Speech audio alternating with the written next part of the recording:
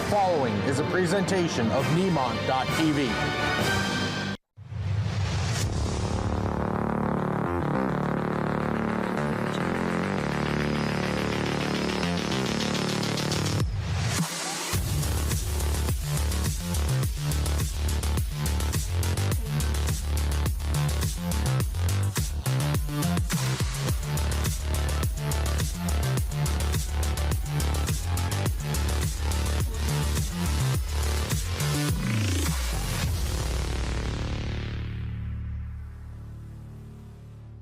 It's good to know your Touchstone Energy Cooperative is always there.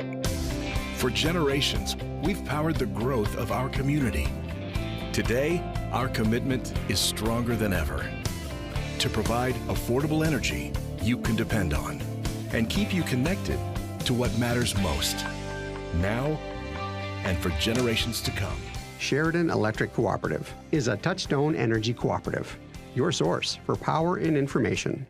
When you're looking for a bank to give you that extra helping hand, think Independence Bank. Not only can we offer you all your banking needs, but we are locally owned and achieving success through the consistent commitment to our communities and our customers is our top priority. Come visit us today at www.ibyourbank.com or stop into one of our branches. Independence Bank. Banking on the High Line. Equal housing lender. Member FDIC. It's time for agronomy facts from Pro Co-op of Peerless, Birchland, Opine, Four Buttes, Flaxville, Scobie, Plentywood, and Antelope. Having a local full-service ag center in your community is a value to both farm and towns alike. Pro Co-op serves Northeast Montana farms and ranches with multiple fertilizer plants and locations, as well as spreader trucks and support trucks. Agronomists for soil testing, field and weed analysis, chemical sales, and ground application and aerial application services. Local, full-service, Pro Co-op.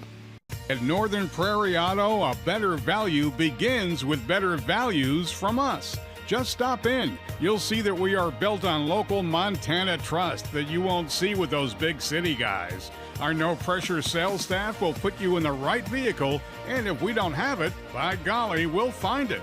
Our service staff strives in getting you back out on the road quickly and within your budget. Northern Prairie Auto, located at 100 Highway 2 East in Wolf Point. An independent insurance agency with you in mind. That's the goal of Silver Star Insurance. What makes Silver Star so different? While the big guys stick to their one company, Silver Star has the ability to search plans from a plethora of different companies to get you the most comprehensive and competitive quote. Locally owned and operated. The way we like it up here in Northeast Montana. Silver Star Insurance. Ding dong. Mountain Dude? The mountain is calling. Give me a mountain, lots to do. Give me the sunshine, give me a dew. Give me something simple and true. All I need is sunshine and that gloomy, refreshing mountain dew. Yeah, give me the sunshine, give me a dew.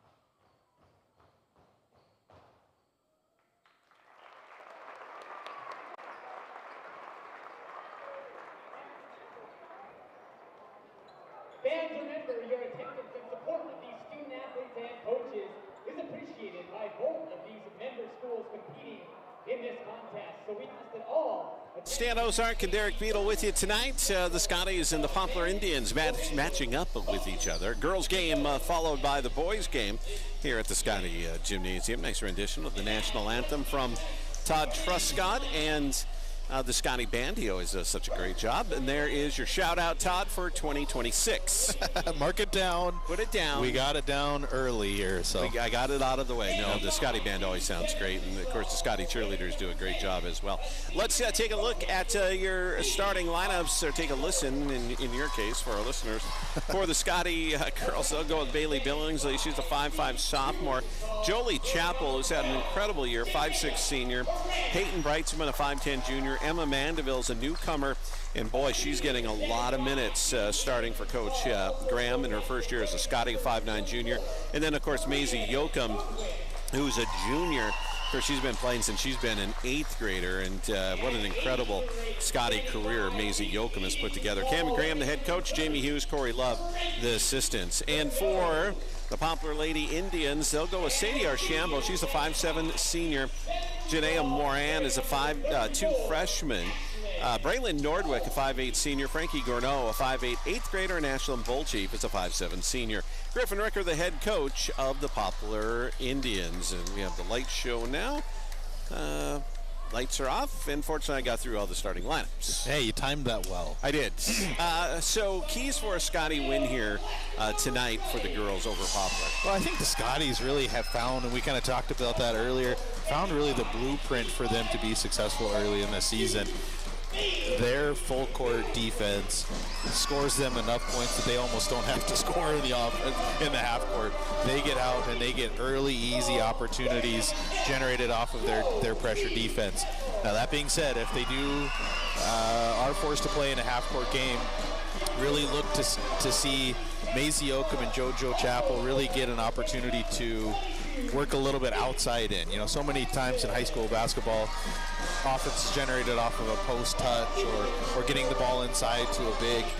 But for this Scotty team, it's really guard oriented. So they're going to look to try and dribble drive, create space offensively off of that penetration, and try and hit JoJo and Maisie on the perimeter with open jumpers, and they have been knocking them down at a really impressive clip so far. So we'll see what this Poplar team is able to do. They've got a little bit of youth movement here. They've lost some girls over the last couple of years who have played a lot of minutes for them at guard, which is important against a team like this Scotty bunch that plays such great full court defense. So we'll see if they can do a good job limiting some of those turnover numbers and keeping this game tight.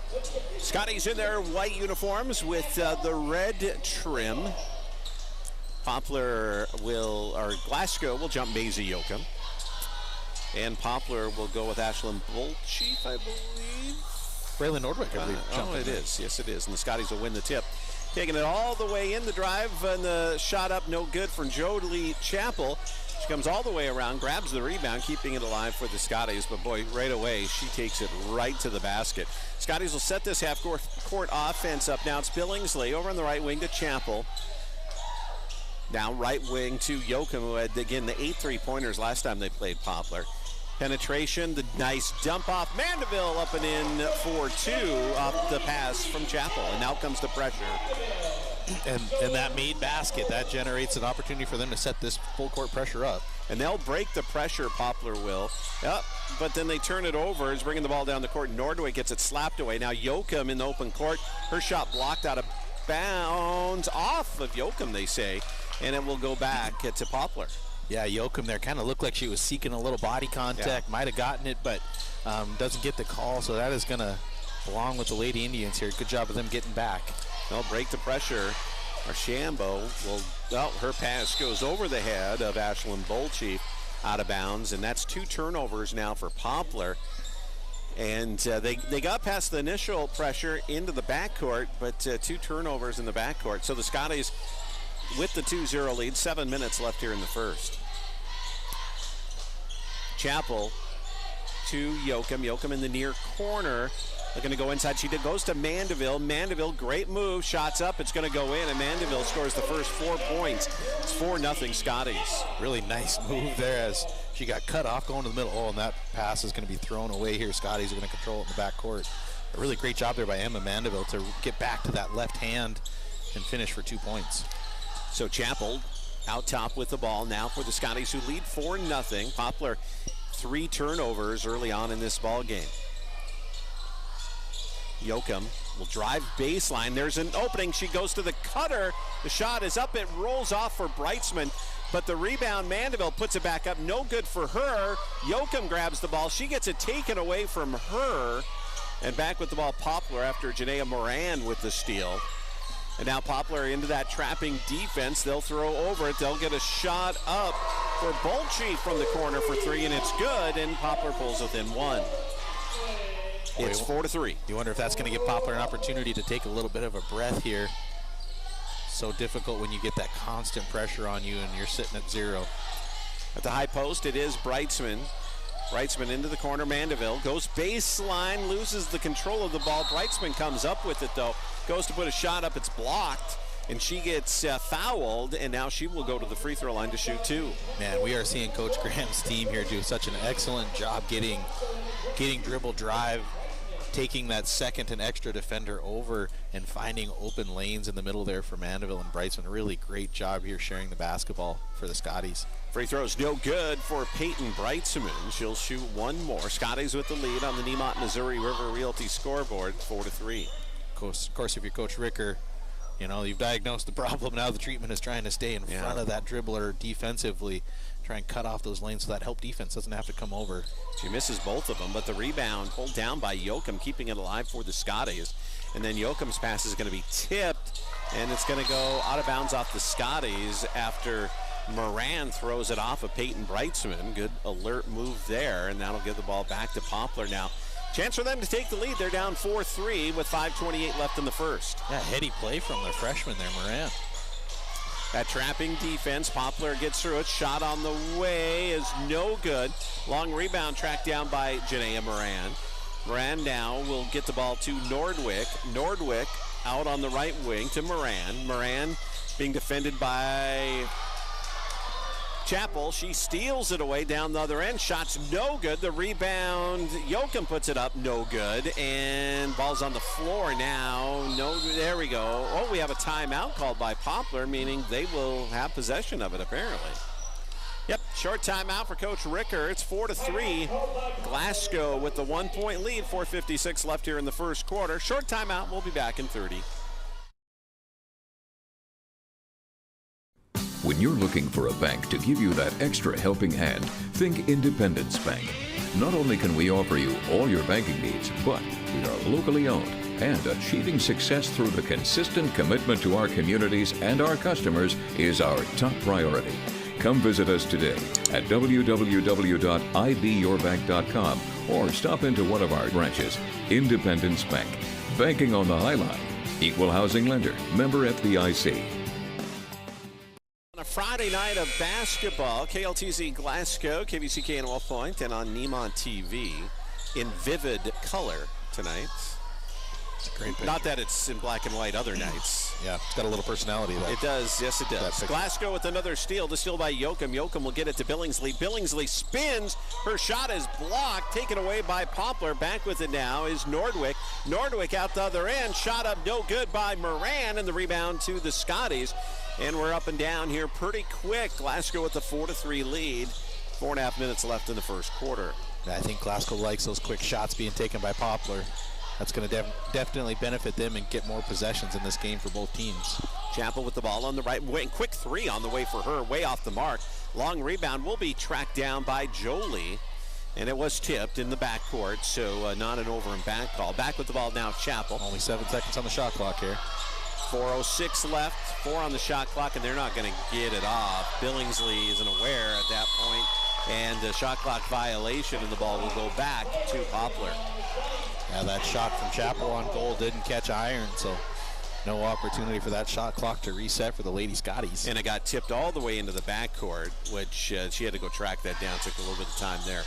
Poplar with the ball, down by just 1, 3:55 left in the first. Back with the ball now, it's Moran. Moran on the right wing to Bolchief, out top with it. And pass is going to be taken away by Mandeville, stealing it away from Nordwick. Now the cutter, or the wing on that is Yoakum, and she lays it up and in for 2, and it's 6-3. Glasgow extends that lead. And these Lady Scotties are so willing to run out with each other in that fast break opportunity because they share the ball so well. Long three on the way by Archambault, no good. Tracked down, the rebound tracked down by Mandeville. We're headed back the other way now. There's Maisie. Maisie baseline up and in for two, and she'll take that all day, every day. 8-3 now, Glasgow. Yeah, 8-3. Quick buckets coming here for the Scotties. Haven't even seen one of their three-point barrages yet, and out to a 5-point lead here. Poplar on the baseline. Nordwick with the shot. It's no good. There's a long rebound. Back with it, Mandeville. It's a 2-on-1. Mandeville left hand up and in. A scooper. But you just do not see girls use left hands like they used to. She does there. That was impressive.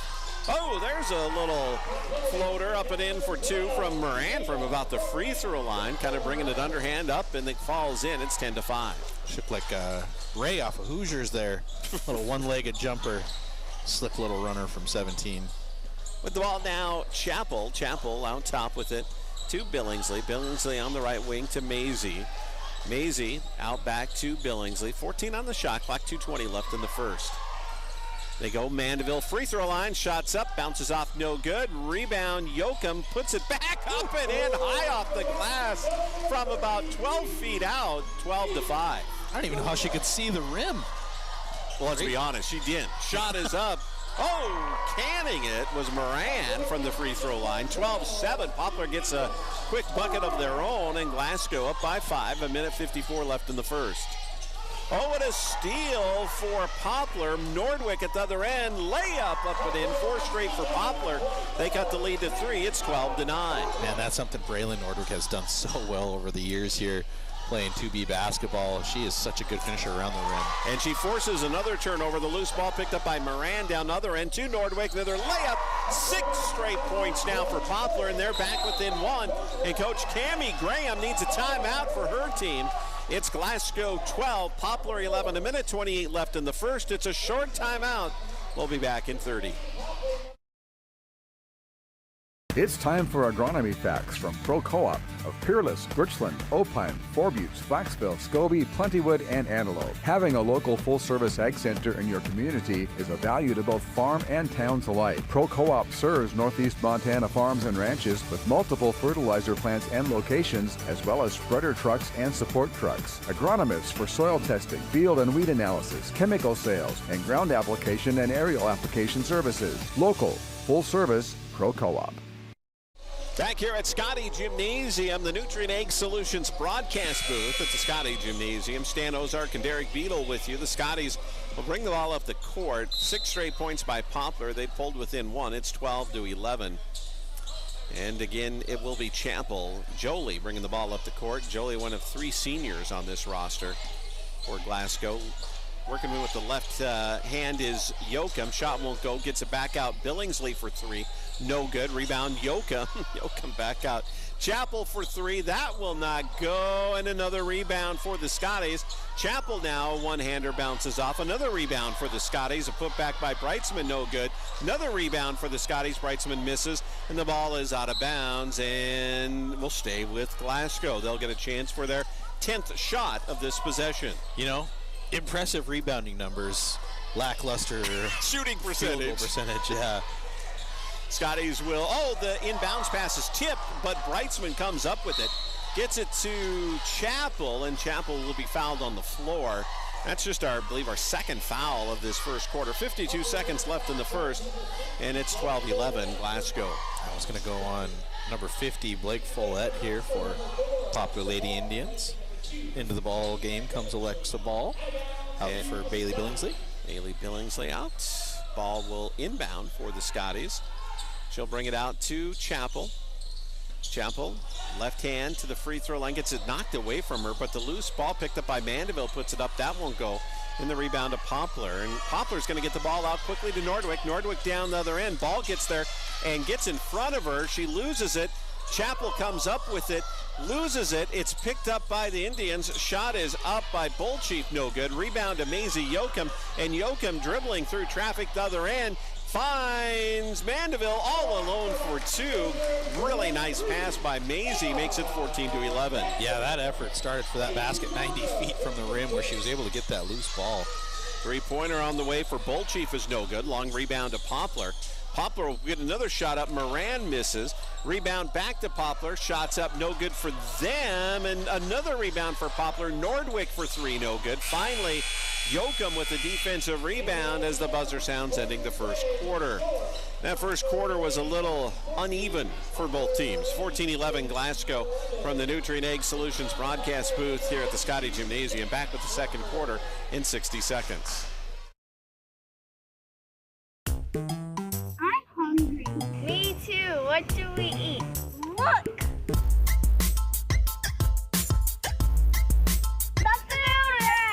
Are you hungry and in a hurry? Need a flavor explosion fast? Then get ready for the food rush. We're serving up gourmet goodness on the go. From mouth-watering melts to succulent sushi, the Food Rush has something for everyone. Check out Facebook for their daily menu and when they're coming to your hometown. The Food Rush. Quality eats at lightning speed.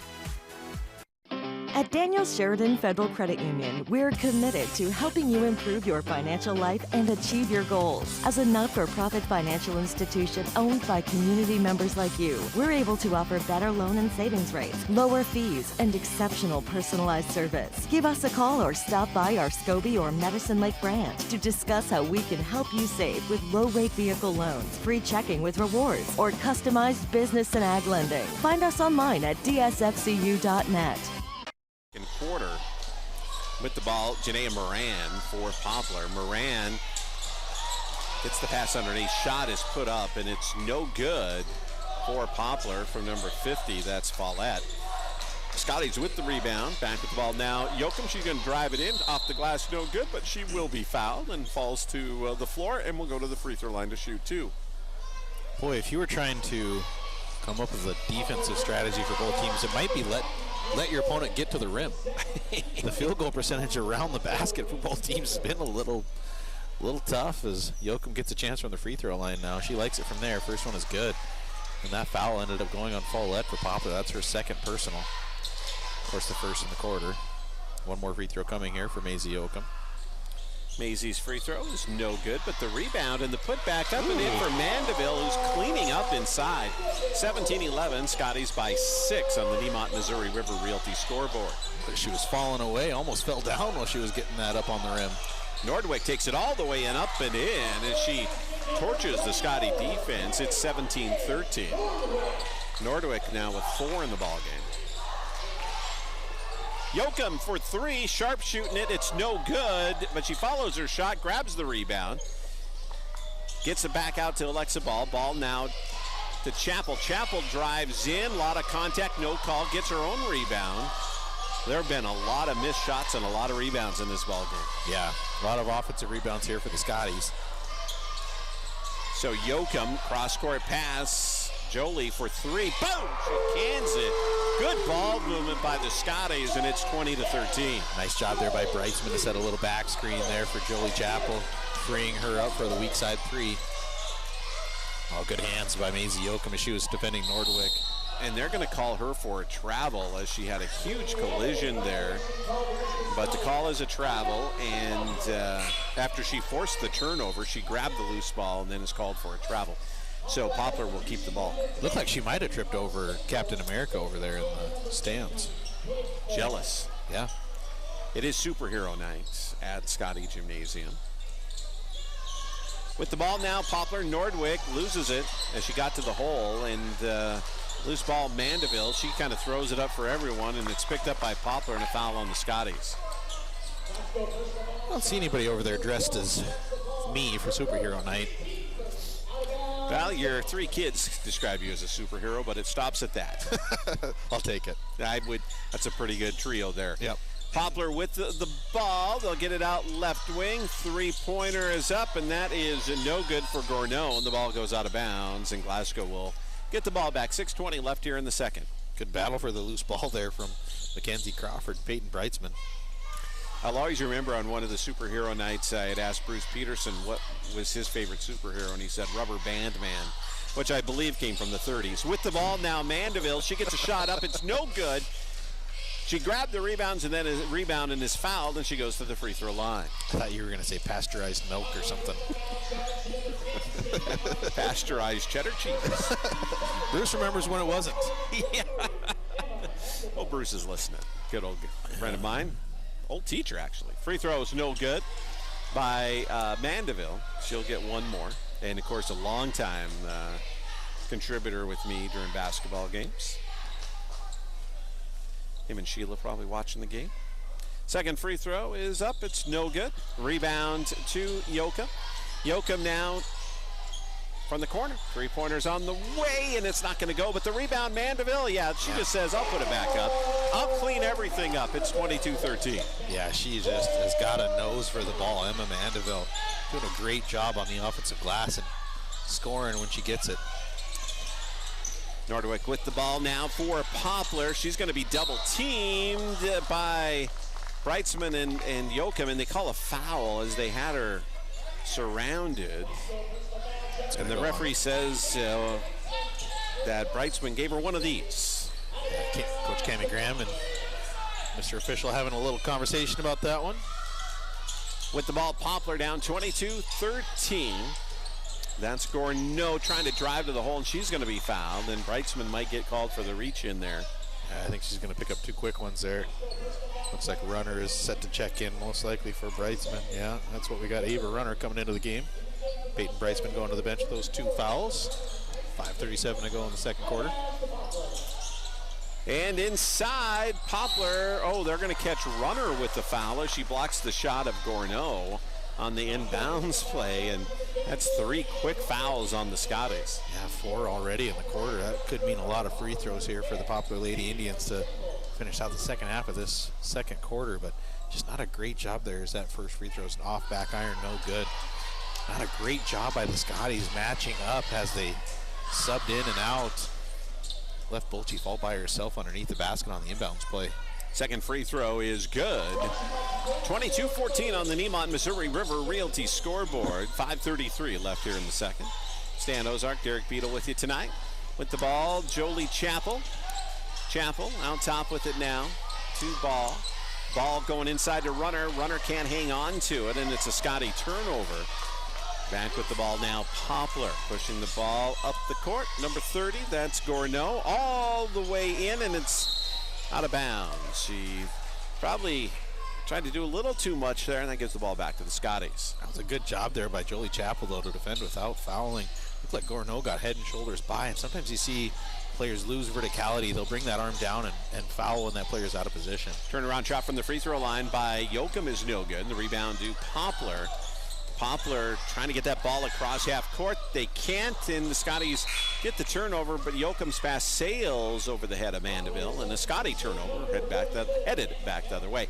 Into the ball game now for Poplar, Emma Belton. She's a 6-foot sophomore. And also coming into the ball game for Poplar, number 50, that's Blake Follett, the 5'6" senior. So full court pressure now by the Scotties with 4:54 left in the second. Glasgow leading 22-14. They'll inbound the ball to Moran. Moran, her pass knocked away by Yoakum, but coming up with it was Follett. Follett now gets it slapped away by Yoakum, and now it's loose and goes out of bounds off of Jolie, and Poplar will keep possession. That referee flipped a coin on that. Yeah, that's a tough call, but right in front of you like that. Poplar will inbound, and they throw it away. Mandeville with the steal. She's going to take it all the way down, weaving through traffic. Shots no good, though. The rebound pulled down by Moran, and Moran going to get the ball all the way down. The pass, so they clear it out to Belton, but she's called for a travel. She had to reach up high for that pass and took that extra step. That turns it back over to the Scotties. Yeah, we're seeing a lot of active hands here for the Scotties defensively, tipping a lot of passes, and that time Ava Runner able to get a hand in the passing lane. Created the travel on the catch from Belton. And another pass that goes through the hands of the Scotties. And back with the ball now, Poplar. Shots up, no good, and that was put up by Gorneau. The rebound to the Scotties, and now we have a foul. And boy, very physical ball game here in the second quarter. Scotties still lead 22-14. Yeah, we didn't have many fouls in the first quarter, but here we're up to 7 already between the two teams, and 4:05 to go still in the second quarter. Inbounding the ball will be Yoakum. She'll get it to Alexa Ball. Ball for the Scotties, just a freshman. seeing a considerable playing time off the bench for Glasgow. Yoakum to Chappell, little give and go, right back to Yoakum, double teamed, misses the shot, weak side rebound to Runner. Runner out left wing, Ball for three, launches it. Good! The freshman Ball makes it 25-14. And a steal, great defense by the Scotties, and Yoakum misses the wide open left-handed layup, and she's like, my goodness. But there's Jolie Chappell with the rebound. She puts it up, it's no good. Yoakum with another rebound, she can't put it up. Finally, well, the Scotties steal it away, and we're gonna have a foul, and they are testing the skills of this moderate to average play-by-play guy. Ball to the free throw line. I'm glad you're tracking it because I'm not sure who has the ball half the time. It's bouncing around down there. I think Glasgow has it, and then Poplar has it, and Glasgow has it again. Kind of playing a little hot potato down there. Yeah. Ball with the free throw as the foul is good. The shot is good. After the foul, that will go on number 44, Emma Belton, the 6-foot sophomore. Her first. Each team with 4 here with 3:22 left in the second. The second free throw up and in. So Ball with 5 straight points for the Scotties. 27-14. Scotties leading Poplar on the Nemont, Missouri River Realty scoreboard. Poplar against the full court pressure. They will inbound. And we're going to have a blocking foul on Maisie Yoakum as she looked to get in front of Nordwick there. And Maisie will make, that's her 5th foul. We have free throws coming up for Poplar. That's the 5th team foul and the first individual foul on Maisie. Little switch in the full court press there by the Lady Scotties. They went to a full court man-to-man pressure there on that possession. They had been running more of a 1-2-2 zone, full court 1-2-2 zone. That first free throw from Nordic is no good. So a little switch in the look there for the Lady Scotties. A full court zone pressure, really pretty effective early, but a little switch up here for Coach Graham, giving the Poplar Lady Indians a little different look. Second free throw is good. 27-15, now Scotties in front. 3:18 to go in the second. Back with the ball now, Glasgow with the 27-15 lead. 3:12 left here in the second quarter. Chappell drives in, shots up, it's no good. The rebound and the putback, no good for Runner. Now a jump ball off her miss, and possession error will stay with Glasgow. Inbounding the ball will be Alexa Ball. 27-15 Glasgow, 3:05 left here in the second. Ball will inbound to Chappell. Chappell over on the right wing. Yoakum, long 3. Not going to go. And the rebound, another jump ball. This time Poplar will have it. You know, putting this in perspective for basketball, as hard as Maisie Yoakum plays on both ends of the court, and then still has the strength to launch that 23-footer is something else. If I would walk from where she shot that from to the rim, I'd be out of breath. But, you know, you don't think of things like that. I mean, as exhausted, that's how good a shape they're in. Yeah. To be able to still make those shots. And now a timeout for Poplar as they look to inbound. 2:58 left in the second. Scotty's up 27-15 on the Nemont, Missouri River Realty scoreboard. We'll come back in 30. There are those who stand out. When Mother Nature sends her best, we never give up and we never rest. We are dedicated to our communities in which we serve. A mission we stand by. Reliable, affordable electricity owned by you. We are your cooperative, and that's what we do. Sheridan Electric, a Touchstone Energy cooperative. We are back here at the Scotty Gymnasium. That should have been a 30.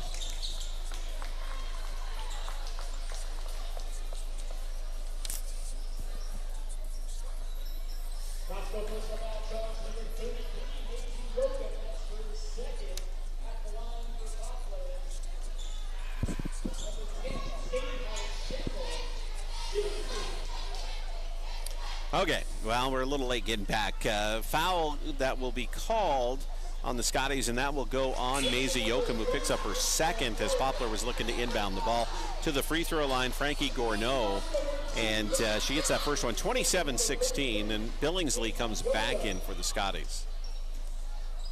Second free throw coming up for Poplar. And the free throw's no good.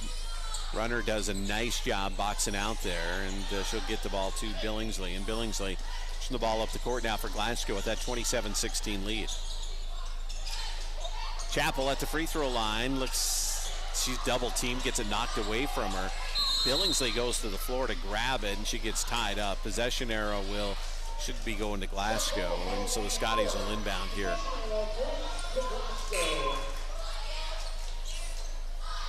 Glasgow will inbound right about half court, just past half court in the front court.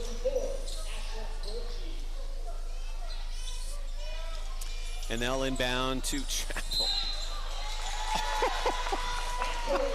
She got bumped into the backcourt, and the official called it over and back. Okay. Well, anyway, Poplar with the chance now to cut into this lead. You know, the offense has stalled a little bit here for the Scotties. We've seen them not really get many opportunities off their defense. Let's see if they can turn these Poplar Lady Indians over and get themselves some extra shots as Nordwick takes it all the way along that right side against the defensive ball and scores 27-18 now. Lady Scotties in front. 2:22 left here in the second quarter. Chappell all the way in, and she'll be fouled. It doesn't matter if it's a shooting foul because that's a fifth foul on Poplar. She'll go to the free throw line to shoot two now for the Scotties. They lead 27-18. That's the second personal foul on Braylon Nordwick. Coach Ricker really would not like to see her in any further or additional foul trouble. Such an important piece both offensively and defensively here for the Poplar Lady Indians. First shot is up and in, similar to Maisie Yoakum with her two fouls. And Yoakum comes in and ball comes out. Ball with pretty good minutes there for Glasgow off the bench. Yeah, Coach Graham obviously showing a lot of confidence and trust there. And Maisie Yoakum, the junior, who's played a ton of minutes. And JoJo Chappell hits that second free throw as well. 29-18, now Scotty's in front. 2:15 left in the second. Poplar gets ball across the timeline. Over on the right wing with it to Archambault, to Moran. Moran out left wing with it to Nordwick. Gets a screen, will fire the three. It's no good. Long rebound, tracked down by Poplar. Shot put up, no good by Moran, but the rebound pulled down by Ava Runner, and the Scotties back with the ball. 29-18 in the lead, a minute 42 left, looking to get that ball into Yoakum, and she can't come up with it. Poplar with the ball, they're going to throw it away down at the other end, and Glasgow will get the ball back. Yeah, going to be some interesting turnover numbers here for both teams. And shooting percentage. Yeah, we got 13 for Poplar and 10 for Glasgow here with still 90 seconds to go in this first half. 29-18, minute 26 left here in the second. Highline Ford halftime show on the way.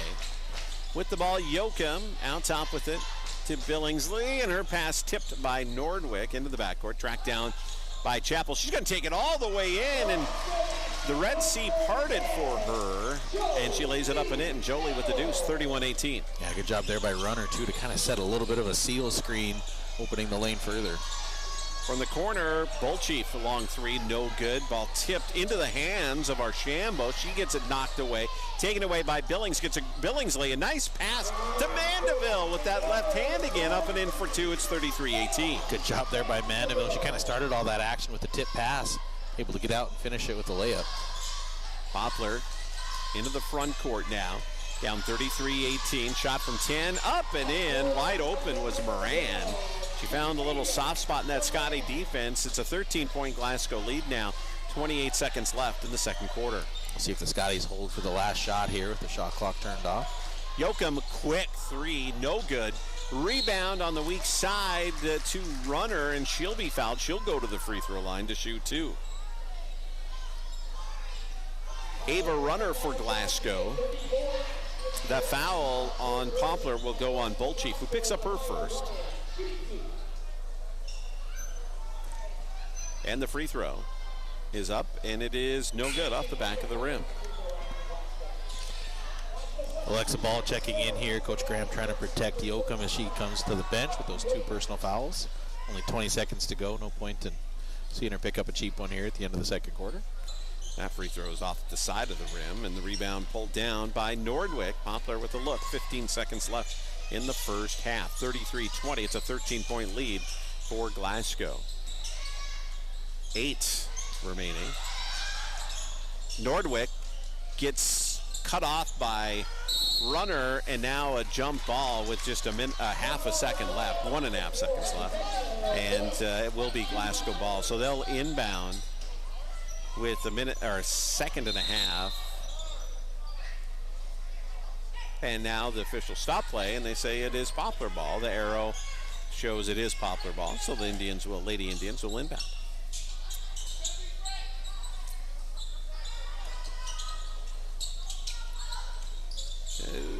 They do get it in just in time, and a blocked shot as Mandeville gets the block. 33-20.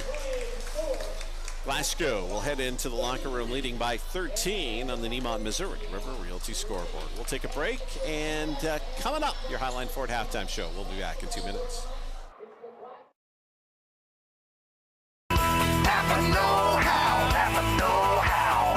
With hundreds of years of combined experience doing the very jobs you're working on, we're sure to have the right advice, the right inventory, and the know-how to get the job done right the first time. Don't take chances hoping the guy behind the counter gets it right. Shop your locally owned Napa Auto Parts store for the know-how to get the job done right the first time. Nationally known, locally owned. Napa Auto Parts.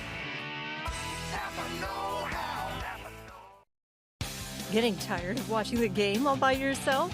Do you wish you could talk sports to someone besides your dog? Then come on down to Banjo's Club 109 in Scobie. Bend your ear talking about the glory days of high school sports while watching the big game.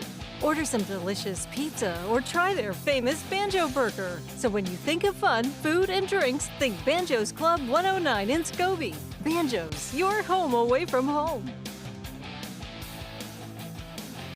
Out here on the prairie, we have two types of animals, our livestock and our family. At High Prairie Veterinary Clinic, we treat every animal with care and compassion they deserve. From routine checkups to emergency care, our experienced team is here for you, keeping your stock healthy and your beloved companions happy. We're your trusted neighbors, after all. Their health is our heartland. High Prairie Veterinary Clinic, 420 Cascade Street in Wolf Point. Hey, grab me one too.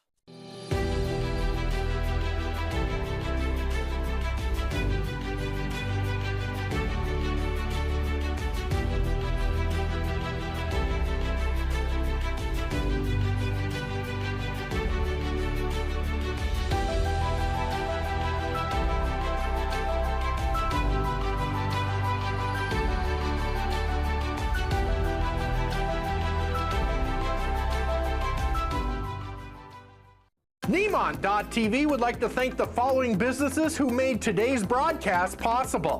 Book your next meeting or party with Farmer Farms Event Center. Kitchenette, refrigerator, and freezer space. To reserve, call 783-7113 or through their Facebook page. Prairie Hills Seed Company, 401 East Northern Avenue in Plentywood. Call or text Brent today at 765-7658 for all your seed cleaning needs. Your mom got a new tractor? Can't she see in the dark? Can do. Deer with ease? Can do. Bale hay all day? Can do. I'm out of here. Pleasant Prairie Brewing, where the vibes are strong and the strangers are high-fiveable. Hit up Facebook to see what's new. Beers Brewed. Today's play-by-play announcing brought to you by KLTZ in Glasgow. KLTZ, the voice of Northeast Montana. 1240 and 93.5 KLAN on your radio dial. Check them out at kltz.com. We're here for agriculture, Nutrient Ag, helping local growers turn their hard work into success, leading the field with ag chemical sales, fertilizer, soil sampling, custom application, and crop consulting. The friendly staff at Nutrient Ag will be there to get you started. A proud sponsor of all things local. We're here for the little guy with big guy dreams. Nutrient Ag, serving the best farmers of northeastern Montana. Tired of the same old routine? Looking for a place to spice things up? Well, oh boy, do we have a place for you. Come on down to Artur Saloon, the perfect place to raise your spirits. Artur's makes their own homemade pizza and has the only pool table in town. Looking to watch local high school sports? Artur's streams all the local events, and you can watch them on their big screen TVs. So get out and socialize. Makes memories. Artur Saloon, 17 Main Street in Scobie. I'm hungry. Me too. What do we eat? Look!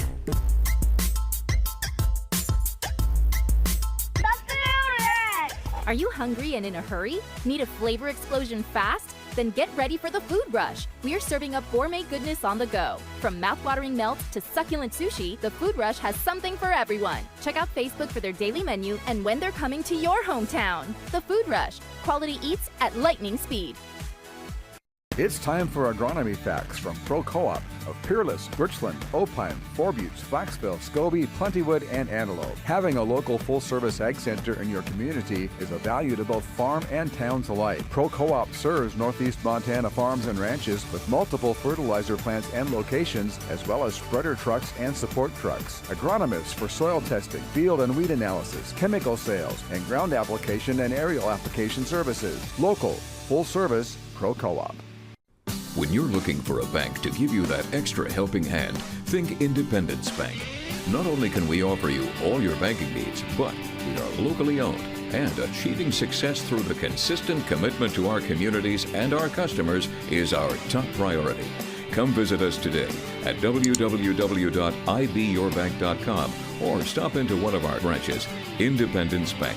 Banking on the High Line. Equal housing lender. Member FDIC. There are those who stand out. When Mother Nature sends her best, we never give up and we never rest. We are dedicated to our communities in which we serve. A mission we stand by. Reliable, affordable electricity owned by you.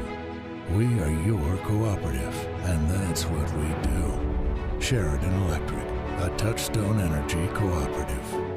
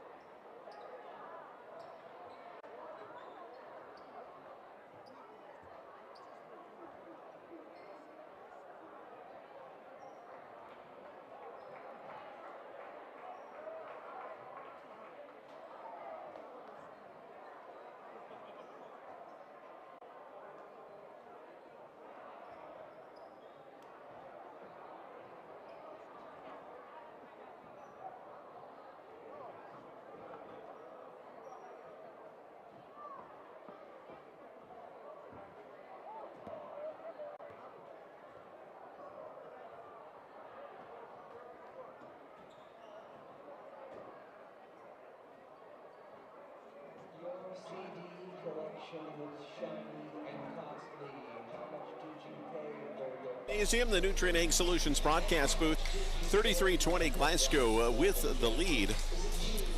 And we head to the second half of action. Scotties get on the court. Poplar waiting for their last instructions. I need to clarify. I feel bad. Bruce Peterson did text me. It was Plastic Man, not Rubber Band Man. You know, if anything, that makes it worse. Plastic Man is potentially more obscure. I don't. He didn't say it. It definitely wasn't pasteurized milk. Huh? No, he said Plastic Man is my hero. You were close. It was a very curt message. Well, it's not going to get better. No. After this explanation. After this, yeah. So, do you have a favorite superhero? I'm sure I asked you this. You know, so many to name, but the Flash was always a favorite of mine. I don't know why. He's probably the most boring superhero. What do? I just run really fast. Oh, cool. Can you fly or anything? No. Super strong? Nope.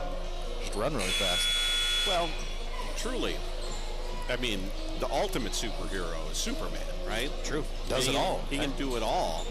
The one superhero can't do anything is Batman. He just has a really cool belt. He has a lot of money. Yeah. Which, you know, I get it. I would be someone's superhero if I, I'd probably, if I had a lot of money. I don't know if I'd invested in stuff he did. Whoa, there's Jolie Chappell. She got hit in the face. She'll go to the free throw line.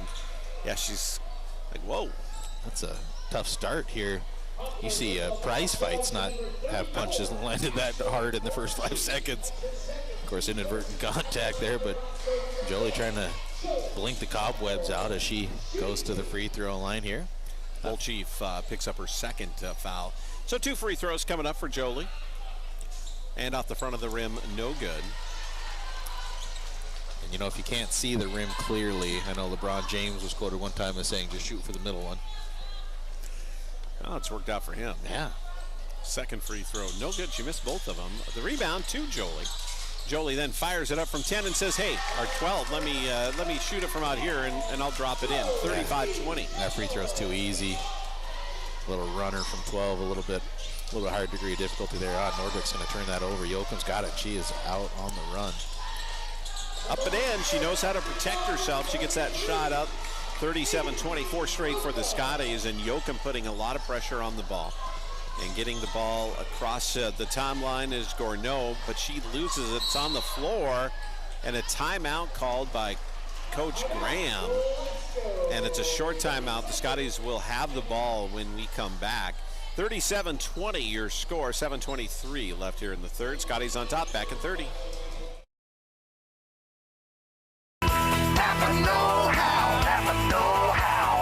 With hundreds of years of combined experience doing the very jobs you're working on, we're sure to have the right advice, the right inventory, and the know-how to get the job done right the first time. Don't take chances hoping the guy behind the counter gets it right. Shop your locally owned Napa Auto Parts store for the know-how to get the job done right the first time. Nationally known, locally owned. Napa Auto Parts. So the Scotties forced the turnover after on the jump ball, the held ball, the arrow pointing towards Glasgow's way. So with it now, Jolie Chappell wears number 10 for the Scotties to Billingsley. On the right wing, Mandeville going to the cutter.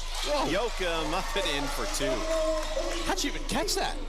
It was like quick draw McGraw. She got that thing in her hands and up on the rim at like record time. Yeah, Jolie doing Maisie, a great job there. There's a runner up for Poplar. It won't go, and the ball goes out of bounds. Glasgow will have it back off the miss. I think was that Nordwick who got that shot up? Yeah, I believe so. So Scotties with the ball. They're up 39-20 now as they start extending this lead with just under 7 minutes left here in the third quarter. Yoakum on the right wing to Billingsley. Oh, Billingsley will throw it away. Taken away there by Gourneau. Gourneau out left wing, picks up her dribble. She double teamed and loses the ball out of bounds off of Glasgow. Yeah, that was not a fun place to be there. Trapped against that sideline with Emma Mandeville and Maisie Yoakum. Not much room there for Gourneau, just an 8th grader. Playing some pretty important minutes here for Coach Rickard. And Gourneau with the ball now, works right side, got a screen. Scotty switched it out. Oh, splitting two defenders, shot up by Gourneau, no good. And a travel going to be called on the rebound.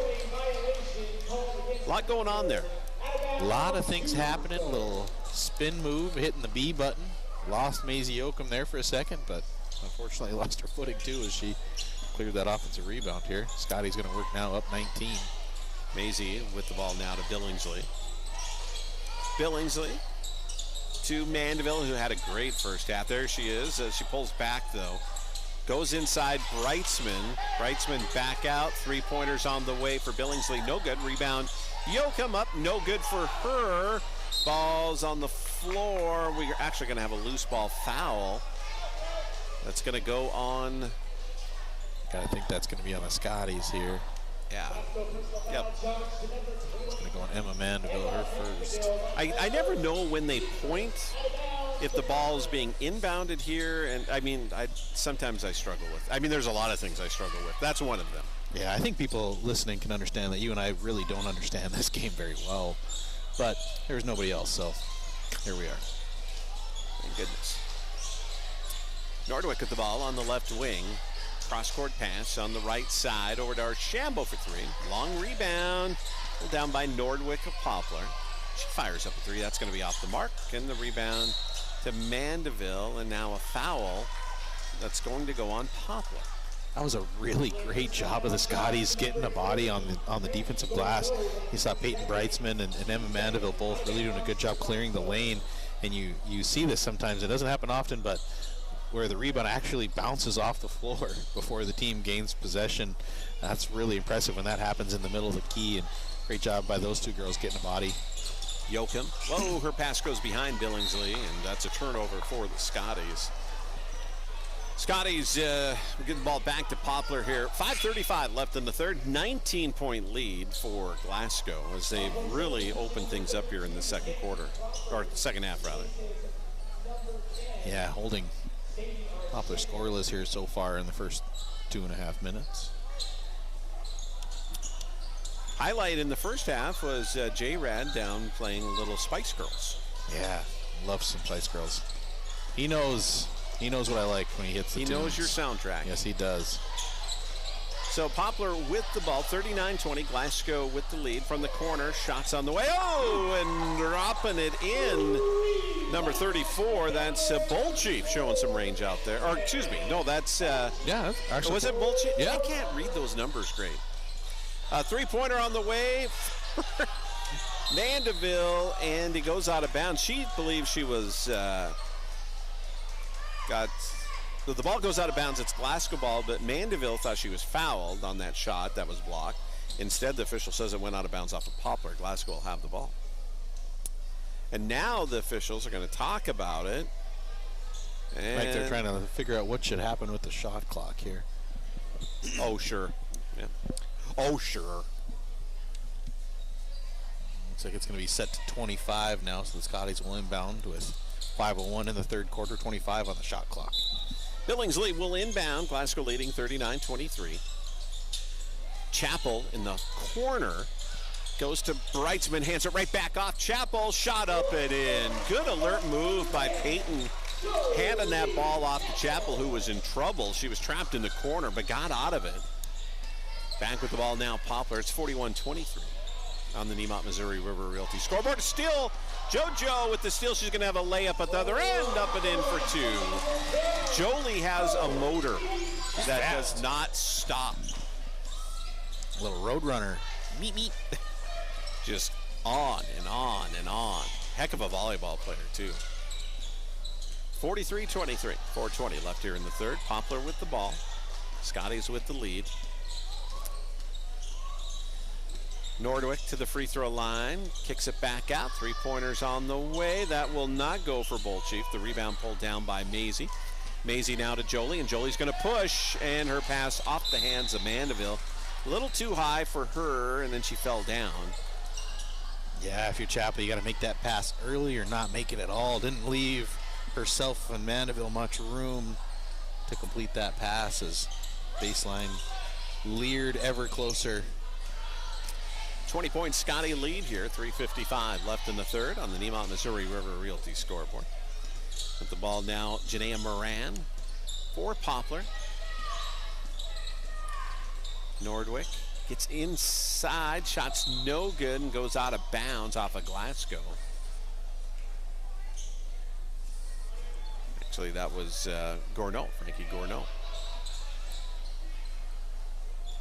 It is Poplar ball. They'll get things sorted out now. They'll inbound on their baseline.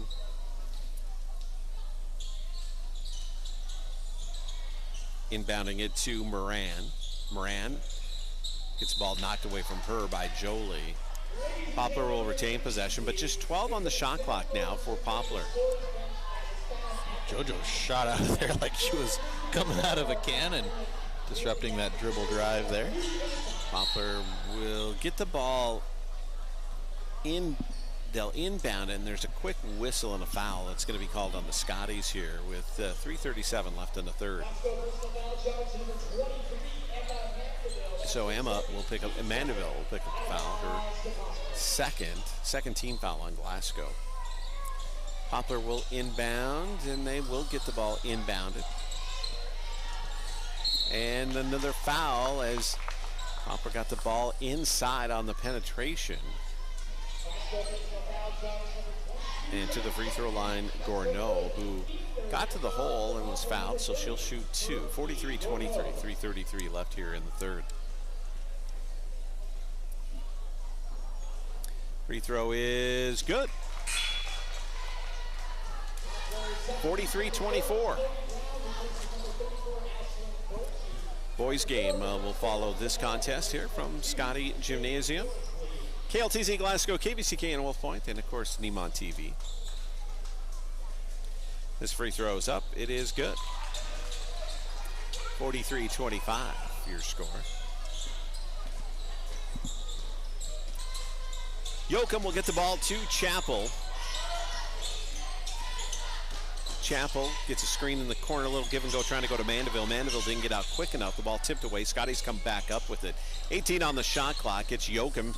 Yoakum with that left hand drives in, and she's going to get bumped, and a whistle and a foul going to go on Poplar. Good job there. Not a whole lot of traction offensively on that possession for the Scotties. Good job by Yoakum to just recognize that and try and get herself to the rim. Scotties will inbound. There is Chappell from 10. It's no good. The rebound out of bounds off of Glasgow. Bodies on the floor. Brightsman gets up after she got knocked down. Mandeville went down as well. Inbounding Poplar, again against the full court pressure. Alexa Ball into the ball game now for Glasgow. Gourneau loses that. It's on the floor, picked up by Ball. Ball falls down. Poplar comes back up with it. It's now Nordwick on the right wing. Nordwick out top with it to Gourneau. Gourneau fires it up from the elbow. It's no good, and the rebound to Brightsman, and she'll be fouled as she goes to outlet that pass. Boy, Brightsman came down with that rebound. I think she was being guarded by everybody but the bus driver. She was pretty surrounded there, where she ended up being fouled.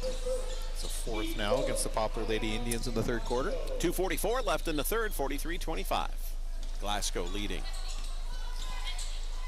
Ball with the ball.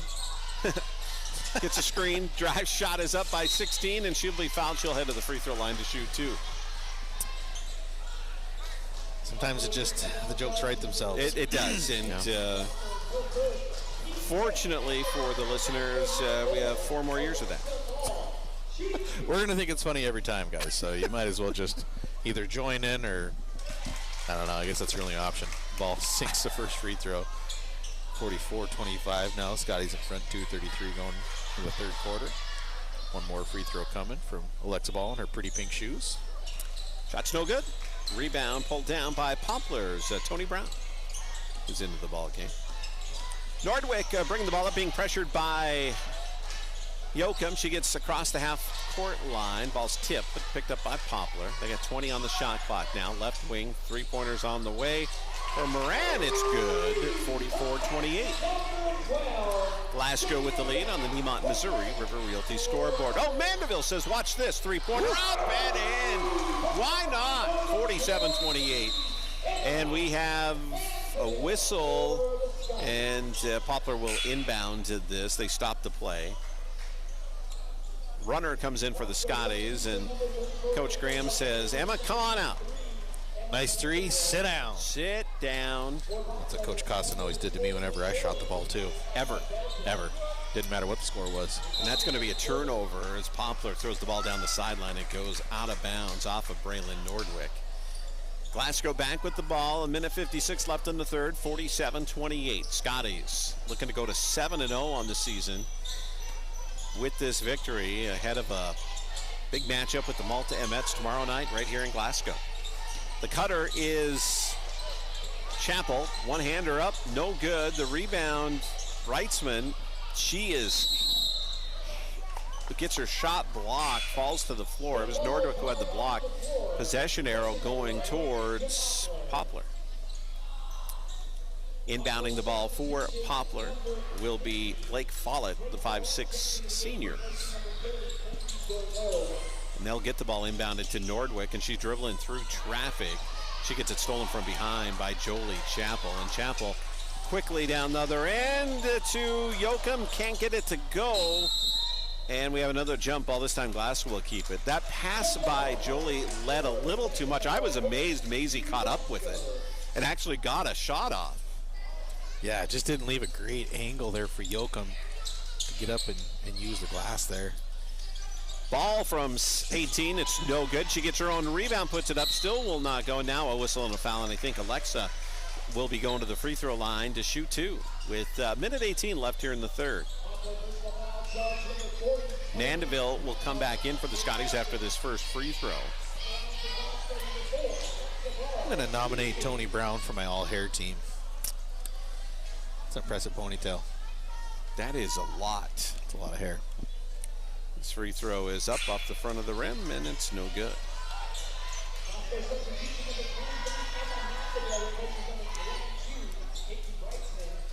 When I was in Arizona, I went and got a haircut. I told them to work their magic. I'll leave that story for another time. Second free throw is up. It's good. Not a lot to work with. Sure that was received as well as the Bozeman Fieldhouse folks. Yeah, my sense of humor doesn't... it's not universal. It isn't. Nordwick driving in, gets the ball inside, shot up, no good for Belton. The rebound to the Scotties. Good penetration by Poplar. It just couldn't convert it. 48-28, a minute left here in the third on the Nemont Missouri River Realty scoreboard. Alexa Ball out top with it now to Billingsley on the right wing. There's Mandeville, gets a screen. Pick and roll's not there with Runner. Brings the ball back out to Yoakum. Yoakum will get a screen now, and she's going to fire it away. Boom, it's good. Maisie makes it 51-28. I think that's her first three in this contest. Of course, she had 8 of them the last time these two teams played, and Poplar's going to turn it over again.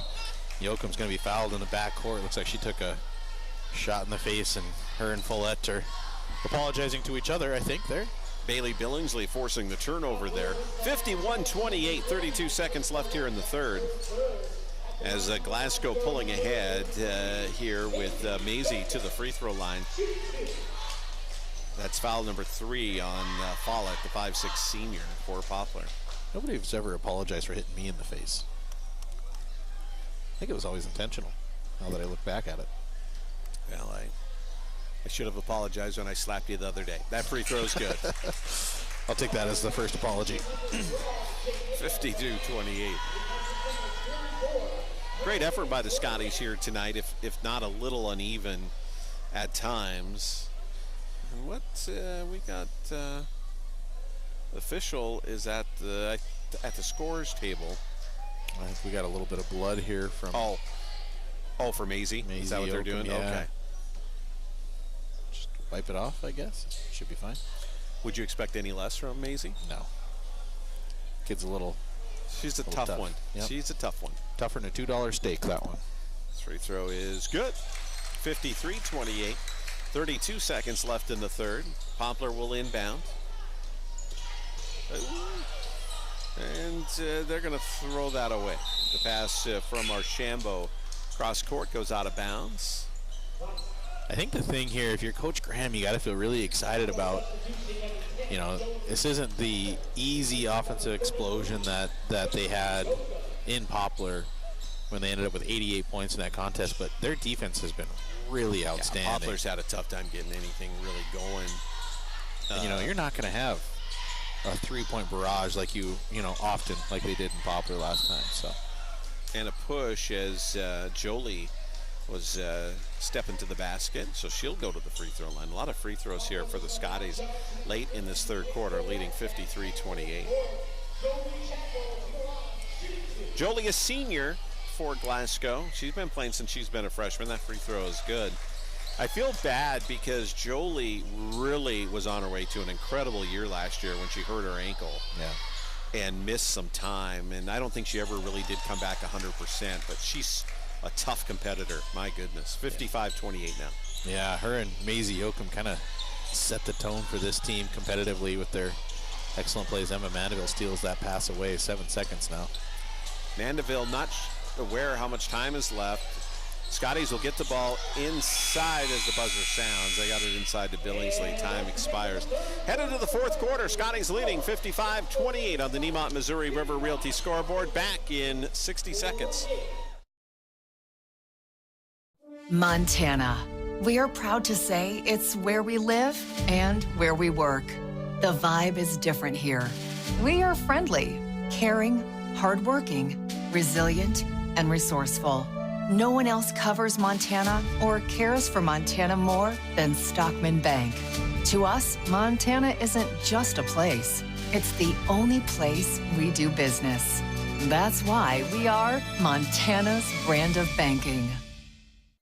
We're here for agriculture, Nutrient Ag, helping local growers turn their hard work into success, leading the field with ag chemical sales, fertilizer, soil sampling, custom application, and crop consulting. The friendly staff at Nutrient Ag will be there to get you started, a proud sponsor of all things local. We're here for the little guy with big guy dreams. Nutrient Ag, serving the best farmers of northeastern Montana. Welcome back to a Scotty Gymnasium. We head to the fourth quarter here. 55-28 your score. Glasgow with the lead over Poplar. And as we've talked about a few times, Glasgow beat Poplar 88-52 back on December 18th. A little closer game here with the Scotties pulling away. Poplar with the ball, and there will be a foul. They'll call that on Mandeville. And we're just starting things off here in the fourth quarter, so it's the first foul. Well, J-Rad had this place hopping like a nightclub here between quarters. Little house music going. Does a good job. Scotties have put together a courtside announcer with the ball for Poplar now. It's Brown out top with it to Follett. Follett out top. Now three-pointer on the way. No good for Archambault in the rebound of the Scotties. Scotties quickly get the ball down. Yoakum all the way up and in for two. Great pass from Chappell. Makes it 57-28. Scotties certainly pulling away here. Maisie Yoakum's got the one bandage under her eye like Nelly, making sure that bleeding doesn't start again. And now Scotties back on transition again after the turnover. Chappell, her shot up, no good. Rebound, Yoakum cleaning up on the weak side, up and in for two. 59-28. Fortunately, Maisie probably doesn't have senior pictures tomorrow. Might have a little bit of a shiner for that big contest against the Emmets. She'll wear that with pride, though. Poplar turns it over again, and the Scotties will get a layup at the other end. And missed shot there by Yoakum. She gets the rebound. Out now, Chappell for three. It's going to be short. And the rebound there for Tony Brown of Poplar. She'll outlet now to Janaea Moran. 59-28, 6:34 left in the fourth. That's Archambault from the free throw line. Shots up and no good for Brown. Rebound to the Scotties. Billingsley gets the ball up across the timeline. We'll get it now to Chappell to set the offense up. Left wing, Yoakum. Chappell for three. No good. And the rebound going to go to Runner, and she will be fouled. Emma Belton will pick up the foul. I think Belton was initially in really good guarding position there. Just needed to stay vertical as runner went up for that shot attempt. Looked like she slotted a little bit with that right hand. Drawing the easy call here. Ava Runner first free throw up and good. Second personal foul on Miss Belton. 60-28 now. Scotty's in the lead. 6:11 to go in the fourth quarter. This free throw is good. And sub in, Peyton Brightsman comes in, and Runner will come out for the Scotties. Poplar with the ball. It's Janaea Moran who will inbound. She gets it right back. She'll bring the ball up the court. Moran behind the back dribble, across the timeline, being defended there by Billingsley. Ooh. Runs right into Yoakum. Mandeville. Ball goes loose. Tracked down by Poplar. They have 18 on the shot clock now. That's Moran, and she almost loses it, but comes back up with it on this baseline. Archambault. Back to Moran for three, and it's good. Janaea Moran, just a freshman at 5'2", makes it 61-31 with 5:35 left here in the fourth quarter. Future definitely bright here for the Poplar Lady Indians.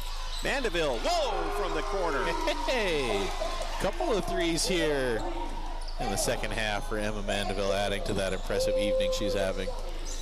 64-31, 5:18 left here in the fourth. Poplar back with the ball. It's Moran into the court, or excuse me, there's Moran for three, no good. And the rebound to the Scotties. We're headed the other way. Yoakum across the timeline. She says, I'll shoot that three. Whoa, off the glass. She even called it. 67-31, and the Scotties starting to heat up. 2 threes in a row for the Scotties. Yeah, I said that they didn't really have a three-point barrage going, and then there they started it. But as the score has now reached 67-31, and much to the chagrin of parents in the stands, every kid is giving the sign for 6-7. 6-7. 6-7, it's a thing. Mandeville looking for three more. Nope, not going to go. Long rebound's going to go out of bounds off of, I believe, they're going to say off of Poplar. Glasgow will have it. Probably into the ball game, Kelby Warsaw. There's Alexa Ball, and coming out will be Maisie Yoakum and Mandeville. And we probably won't be seeing them again. 67-31 your score. Yeah, you'd think they've done all they need to do here tonight to salt this one away. Jolie probably refused to come out. Yeah. She's going to check herself back in if Coach Graham tries to take her out anyway.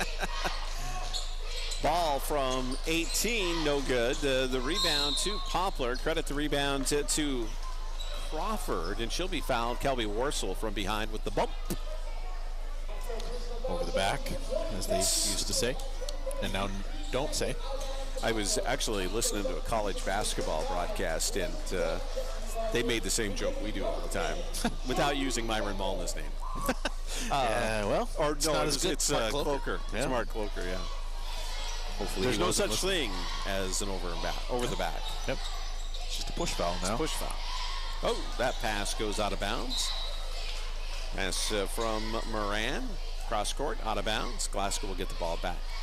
67-31, 4:04 left here in the fourth quarter. Also into the ball game for the Scotties now, number 25.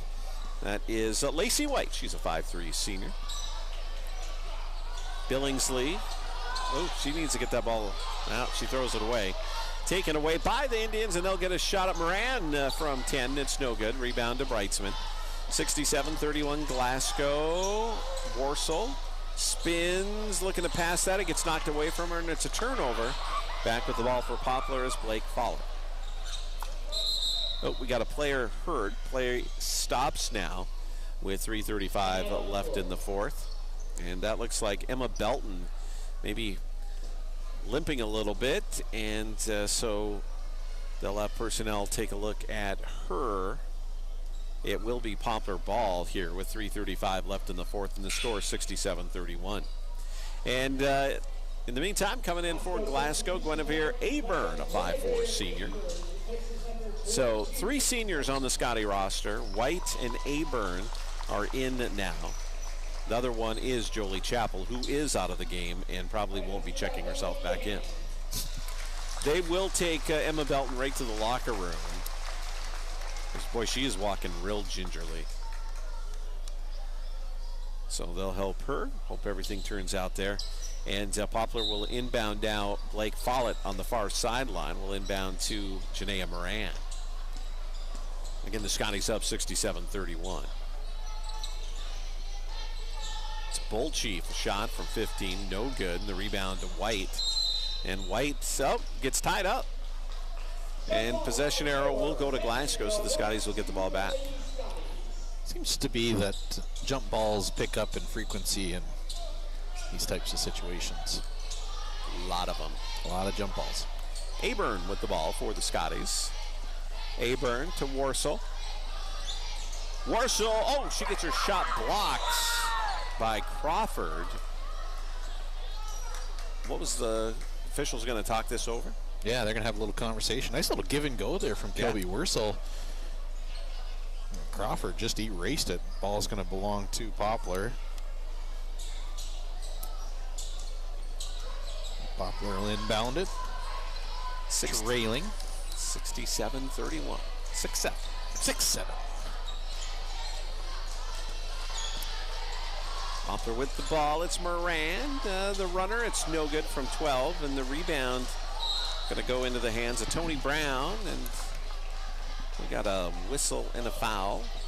It's going to go on Alexa Ball, her second personal, third team foul against the Lady Scotties in the fourth quarter.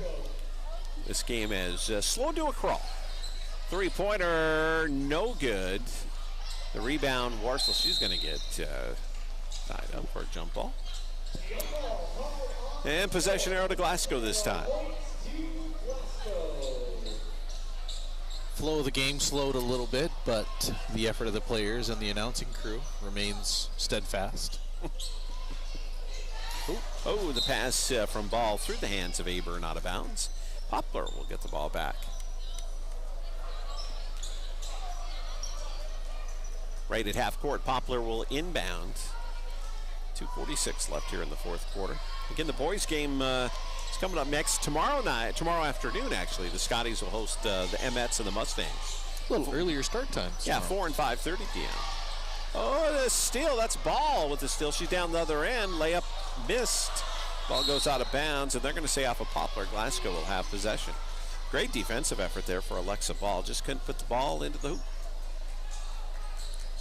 Operation was a success, but the patient died. 6-7.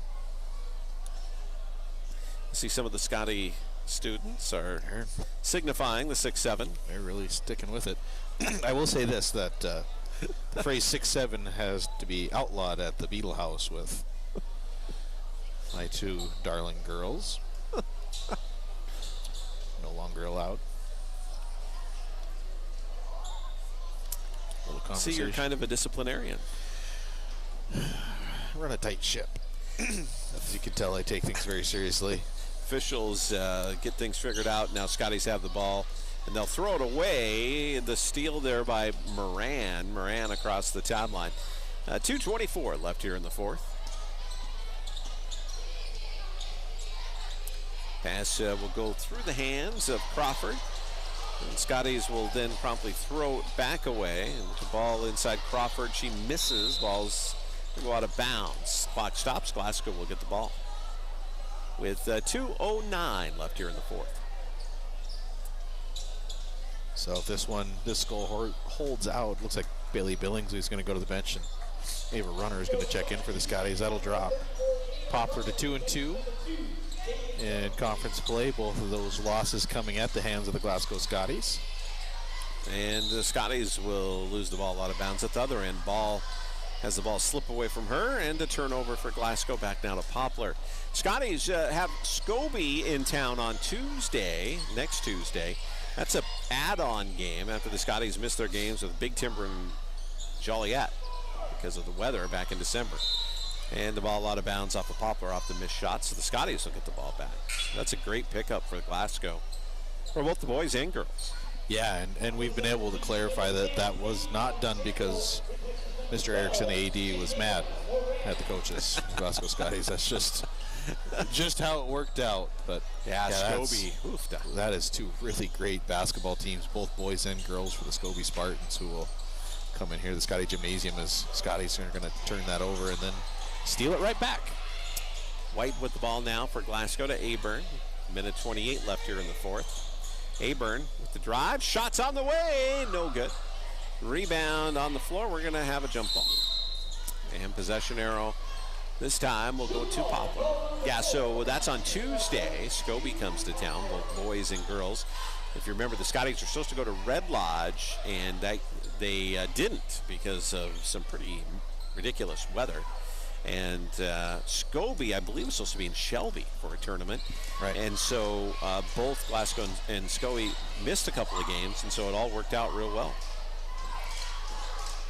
Scobie gets a chance to come down here and play on the Scotty court where the District 3C tournament is, and now we got a timeout. Boy, that 3C tournament's going to be quite the tournament, both boys and girls. We got a full timeout, 67-31, a minute 3 left in the fourth, back in 60. Out here on the prairie, we have two types of animals, our livestock and our family. At High Prairie Veterinary Clinic, we treat every animal with care and compassion they deserve. From routine checkups to emergency care, our experienced team is here for you, keeping your stock healthy and your beloved companions happy. We're your trusted neighbors, after all. Their health is our heartland. High Prairie Veterinary Clinic, 420 Cascade Street in Wolf Point. Getting tired of watching the game all by yourself? Do you wish you could talk sports to someone besides your dog? Then come on down to Banjo's Club 109 in Scobie. Bend your ear talking about the glory days of high school sports while watching the big game. Order some delicious pizza or try their famous Banjo Burger. So when you think of fun, food, and drinks, think Banjo's Club 109 in Scobie. Banjo's, your home away from home. Welcome back to Scotty Gymnasium. Poplar with the ball, and they throw it away. White with the ball now. Down the other end, no good. The rebound, Aburn puts it back up, no good. And the rebound to Poplar, and they'll look to get this ball out quickly to Archambault. Archambault on the left wing for Poplar, 48 seconds left. Inside shot up, no good by Follett, and foul on the rebound and the attempted putback there for Poplar. And Tony Brown, that is Brown, right? Yes, it is. Yeah, Brown to shoot two, yeah. You need not see the number. The hair, she has hair. Wonderful. Identifiable by ponytail. Free throw is off the back of the rim, no good. Second free throw coming. With the score 67-31. Glasgow, and this free throw is no good. And the rebound tracked down by Alexa Ball. Ball quickly down the other end to White, who travels. And that gives the ball back to Poplar with 42 seconds remaining. I wonder if part of the issue there with Lacey White and that travel is that her shoes are different colors. I think that was maybe contributed. Is that something that your mom and dad would have allowed you to do? Well, no. We only had one pair of shoes, and they were flour sacks that we had used and roughed up the bottoms of. That three-point attempt still good for Alexa Ball. Hopefully my parents aren't actually listening. They're going to have some pretty heavy disputes about the amount of money dropped on basketball shoes at the Beetle Which House. I'm sure was substantial. Yeah. That free throw, or that shot, no good by Poplar with 9.8 seconds left. Glasgow gets the ball back. I didn't need to take out a second job like some of the Luster boys basketball players do. Now it'll be interesting to see them again. They really bring it when it comes to shoes. They have excellent shoe style, yeah. 3 seconds left, and Aburn just holding the ball out there, and that's going to do it. The final score, 67-31. The Scotties go to 7-0 in advance of a big game tomorrow, hosting the Malta Mets. So Glasgow with the 67-31 win. We'll take a break, come back, wrap this one up in 2 minutes. At Northern Prairie Auto, a better value begins with better values from us. Just stop in. You'll see that we are built on local Montana trust that you won't see with those big city guys. Our no-pressure sales staff will put you in the right vehicle, and if we don't have it, by golly, we'll find it. Our service staff strives in getting you back out on the road quickly and within your budget. Northern Prairie Auto, located at 100 Highway 2 East in Wolf Point.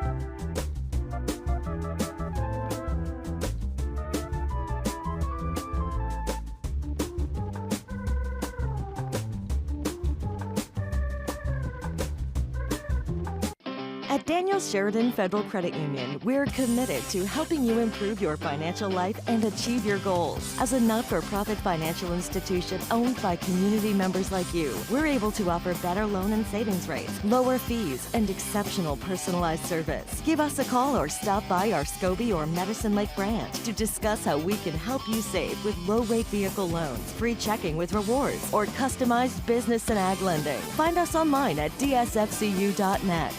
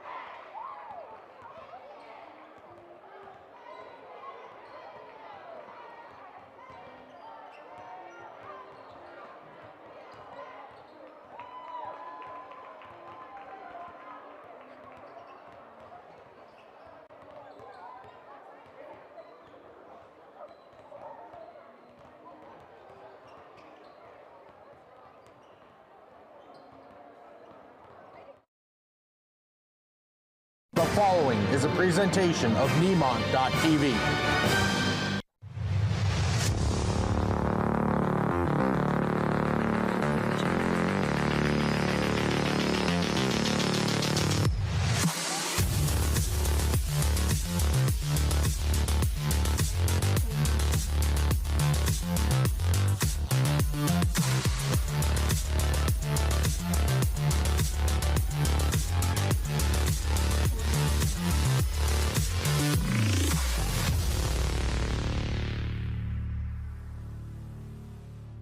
It's good to know your Touchstone Energy Cooperative is always there. For generations, we've powered the growth of our community. Today, our commitment is stronger than ever to provide affordable energy you can depend on and keep you connected to what matters most, now and for generations to come. Sheridan Electric Cooperative is a Touchstone Energy Cooperative, your source for power and information. When you're looking for a bank to give you that extra helping hand, think Independence Bank. Not only can we offer you all your banking needs, but we are locally owned, and achieving success through the consistent commitment to our communities and our customers is our top priority. Come visit us today at www.ibyourbank.com or stop into one of our branches. Independence Bank. Banking on the High Line. Equal housing lender. Member FDIC. It's time for agronomy facts from Pro Co-op of Peerless, Birchland, Opine, Four Buttes, Flaxville, Scobie, Plentywood, and Antelope. Having a local full-service ag center in your community is a value to both farm and towns alike. Pro Co-op serves Northeast Montana farms and ranches with multiple fertilizer plants and locations, as well as spreader trucks and support trucks. Agronomists for soil testing, field and weed analysis, chemical sales, and ground application and aerial application services. Local, full-service, Pro Co-op. At Northern Prairie Auto, a better value begins with better values from us. Just stop in. You'll see that we are built on local Montana trust that you won't see with those big city guys. Our no-pressure sales staff will put you in the right vehicle, and if we don't have it, by golly, we'll find it. Our service staff strives in getting you back out on the road quickly and within your budget. Northern Prairie Auto, located at 100 Highway 2 East in Wolf Point. An independent insurance agency with you in mind. That's the goal of Silver Star Insurance. What makes Silver Star so different? While the big guys stick to their one company, Silver Star has the ability to search plans from a plethora of different companies to get you the most comprehensive and competitive quote. Locally owned and operated. The way we like it up here in Northeast Montana. Silver Star Insurance. Ding dong. Mountain Dude? The mountain is calling. Give me a mountain, lots to do. Give me the sunshine, give me a dew. Give me something simple and true. All I need is sunshine and that cool, refreshing Mountain Dew. Yeah, give me the sunshine, give me a dew. We are set to go here. Starting lineups being introduced. We'll take a break. We'll come back. We'll get into your starting lineups. Quick break. Back in 2 minutes.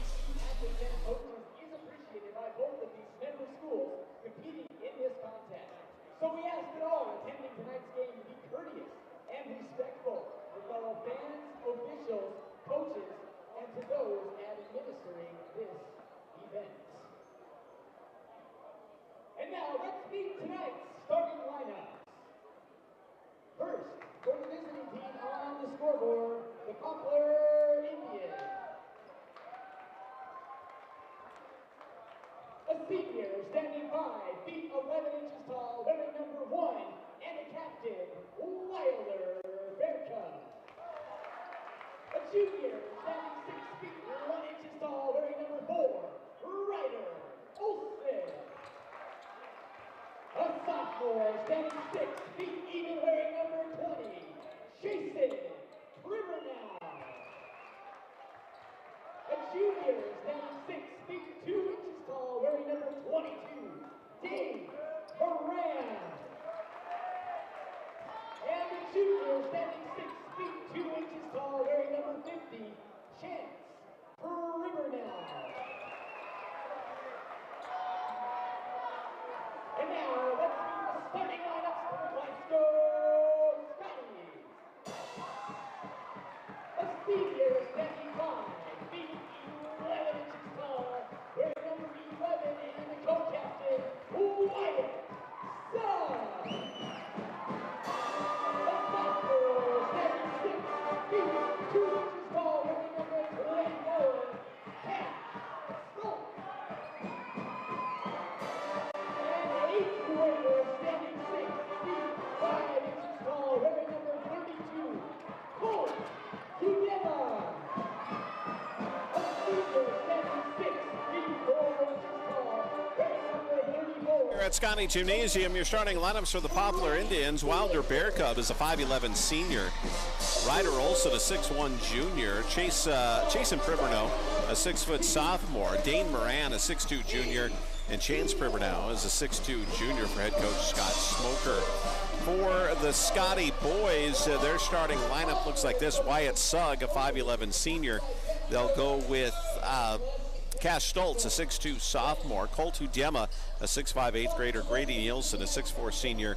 And Cade Hudema, the 6'7 junior for the Glasgow Scotties. And we are on the court now. The starters have been introduced and we are ready to go. It'll be Hudema jumping up for the Scotties against Chance Privernow. And they had some movement there for Poplar, and I'm not sure, can you not do that or for Poplar? Because they're going to give Glasgow the ball. You know, I don't know, to be honest with you. I still think it's an over-the-back call. So that shows you how much I know about basketball officiating. So, but apparently whatever they did was egregious enough that Scotties get the ball to open. Well, let me open up that rule book I don't own and find out. Inside, Scotties go right away to Grady Nielsen, up and in for 2 off the pass from the 8th grader Hudema. 2-0 Glasgow, just getting things underway. Glasgow and Poplar. With the ball for Poplar, it is Chasen Priverno. Goes left hand, pulls up. Shot is up. It's good. It bounced around a little bit for the sophomore, but decided to go down. We're tied up at 2 apiece, and Poplar with a little bit of pressure against the Scotties. Full court man-to-man pressure here for the Scotties. They're going to clear out and let Cash Stoltz bring it up the floor. High post to Cade Hudema, now to Nielsen. He'll be fouled as they slapped at the ball on him, and there's the first foul of the ball game. Not a shooting foul. Yeah, really good job there by the Scotties, getting some space offensively. Colt Hudema drew a little bit of attention weak side, and Grady Nielsen. I guess they are calling it shooting. Yeah, he's going to get two free throws here. Free throw up and good now, 3-2. Scotties in front. And really a great job there by Grady to read that, cut into the key, and get himself to the free throw line as Poplar was forced to reach in to stop the field goal attempt. Free throw no good now. Rebound control down to Chance Priverno, junior. Wilder Bear Cub with the right hand drives past Colt Hudema, pulls up, shoots the jumper. It's no good. Grady Nielsen clears out the rebound. Hill outlet to Wyatt Sugg, the senior for the Scotties, into the corner to Stoltz. Stoltz, they go inside to Cade. Cade, baseline shot, up and in, and it's 5-2. And the Scotties will take that shot every single time. Yeah, he catches it at 5 feet, and there's just not much you can do. Even throwing a bunch of people at him, he's able to fade and hang, and really impressive finish there from Cade Hudema. Ryder Olson, shots on the way, no good. The rebound pulled down by Chance Priverno. Out top, shot for 3, up and in. You credit that to Chasen Priverno. Chase, the 6' sophomore, 5'5". And that was a lot of what we saw in that first contest. Offensive rebound and a 3-point splash here from the Poplar Indians. Stoltz out top. There's Colt Hudema for 3. It's no good. Cleared out rebounding-wise by Chase Priverno. Quickly down the other end to Ryder Olson. Drives through. The runner up and in for 2. And Poplar takes the lead 7-5 over the Scotties. The Scotties will... Ball knocked away by Poplar out of bounds. Kind of an errant pass by Grady Nielsen made things a little shaky, but coming back with it, the Scotties. Yeah, a little shaky there, working against that full court pressure. And another pass tipped, but Colt Hudema comes up with it, and he'll look to set this offense up. He gets it stripped away from him. He goes through his legs, picked up by Poplar. They finally get the turnover, and they'll get a layup at the other end from Dane Moran. Just tenacious defense, and the Scotties just not doing a very good job handling the ball. Yeah, they're turning it over before they're even getting in an offensive flow here. There they go inside again to Hudema. He missed the first time, missed the second time, another rebound. That time he misses, but he's fouled, and he'll go to the free throw line. 3 misses, but the last time he was fouled, so Hudema to the free throw line. Yeah, he just carves out such a big chunk of real estate inside there in the key, able to get second and third opportunities. Really good job, though, from Poplar, though. Outmatched size-wise, but really contesting those shots quite well as he was unable to finish. Free throw, no good. Score stays 9-5. Poplar in front, 5:25 to go in the first quarter. So really a nice job here from Poplar early in this contest, following the same recipe that led them to a 71-67 victory in that first contest. Now that free throw no good as well. Figured down by Pribernow. 3-pointer. Up and in for Ryder Olsen, and Poplar takes the 12-5 lead, and the pass from Nielsen on the inbounds tipped out of bounds, and the Scotties will try it again. This is a big start here for Poplar. Since playing the Scotties, they dropped an 18-point loss to Harlem, lost by 8 to Fairview, and then lost by 25 to Luster Christian. So important for them to come out to a fast start here with confidence. Hudema to Nielsen on the baseline, back to Hudema, has position up and in for 2. And while Poplar has not done a great job of defending Hudema, the Scotties take advantage of it there. It's 12-7. Indians have the ball left wing. 3-pointers up for Moran, up and in, and they're hot. 15-7 Poplar. They've scored 15 points in the first 2.5 minutes here. Yeah, something about seeing that Scotty uniform really gets those Poplar threes flowing. Colt Hudema with contact shots up, it's no good. The rebound out of bounds. They're going to stay off of Glasgow. Poplar will get the ball back. Graham and Warwick in. Stoltz comes out and Sugg comes out. So a bigger lineup now for Coach Hanley as he brings the 6'8 Warwick in. Yeah, you wonder if he's thinking to go a little zone here with all that length. They're going to stay in a man-to-man. Bringing the ball up the court, it's Wilder Berka, out right wing to Dane Moran. Long 3 on the way. Boom! Look out! It's 18-7. That's 8 points for Moran down the far sideline. Trey Graham, they go inside Hudema. Triple teamed. He gets it stripped away from him. The ball's loose and picked up by Poplar with the 18-7 lead. 4:02 left here in the first. 3 more coming up for Moran, no good. The rebound and the put back up and in though for Wilder Bearcub, and everything is going Poplar's way, and they take the big lead against the Scotties, 20-7. 3:54 left in the first on the Nemont Missouri River Realty scoreboard, back in 60. When you're looking for a bank to give you that extra helping hand, think Independence Bank. Not only can we offer you all your banking needs, but we are locally owned, and achieving success through the consistent commitment to our communities and our customers is our top priority. Come visit us today at www.ibyourbank.com or stop into one of our branches. Independence Bank. Banking on the High Line. Equal housing lender. Member FDIC.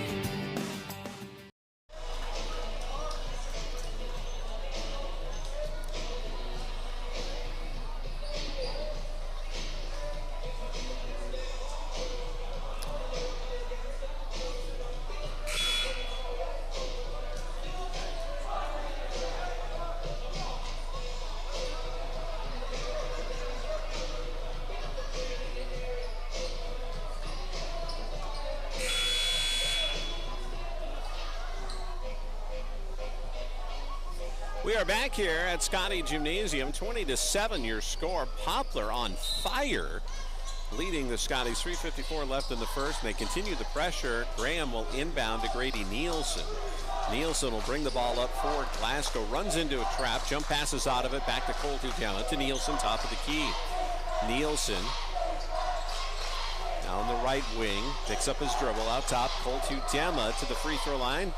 Floats up and in for 2. Pretty shot for the 8th grader, 20-9, and the Scotties stop the bleeding a little bit here. Poplar gets the ball inside, quickly back out now to Pribernow. Shot on and good. And it's 22-9 as he hit the mid-range jumper. Colt Hudema now down the court, being bumped all the way down the court. Boy, that looked like a blocking foul there. Grady Nielsen gets a chance. Oh, he gets a three. Three of his own there that hung on the rim. 22-12, looking for three more. Moran, no good. Rebound, Colt Hudema. If Moran would have hit those last two, yeah, he's missed two. Nielsen back with the ball now on the left wing for the Scotties, now at the high post to Cade Hudema. Right wing to Colt. Colt now with the left hand, slides in, shots up, elevates, no good. Rebound, Cade Hudema up and in, and he's fouled. And that's Gage Warwick there. Oh, Gage, I'm sorry, yeah. It's hard to tell because they're both darn near 7 feet tall. But what a great job there. Colt Hudema able to kind of hang a little bit in the key off that left-handed drive. Drew that second defender who was initially guarding Gage Warwick. Warwick did a good job then carving out some space on the offensive glass, getting that board and the ball up and in for the and one opportunity. Missed the free throw. 3 straight misses. Rebound though, Nielsen Cade Hudema, and he gets it back up and in and is fouled, and I'm on top of my game tonight. Get to the free throw line. And here's what the Scotties can do to you though, right? I mean, they're not gonna hit 4 threes in 3 minutes like the Poplar Indians did to start this game, but they can wear you down on that offensive glass, and they have started to really kind of throw their weight around a little bit on the inside as we've gotten offensive rebounds from Warwick, offensive rebounds from Hudema. Chance to cut further into this lead with a free throw coming from Hudema. Free throw's good. He completes the 3-point play, and the Scotties have cut that lead to 5 now, 22-17. With the ball now, Moran to Chase Priverno. Gets a screen out top, passes off left wing to Wilder Bearcup. Left hand drives right past Colt, shots up, no good. Rebound to Cade. Cade back to Colt now. The 8th grader across the timeline. He just glides down the floor. Left wing to Nielsen. Nielsen over right wing to Trey Graham. Graham back out on top to Grady. There's Warwick at the high post. Into the corner to Trey Graham. They go inside to Cade. Cade draws traffic, spins inside, up and in for 2. And Poplar, they need to stop Cade Hudema and Warwick. It's now 22-19. Scotties pull within 3. 1:55 left in the first. We'll come back in 3 or 30.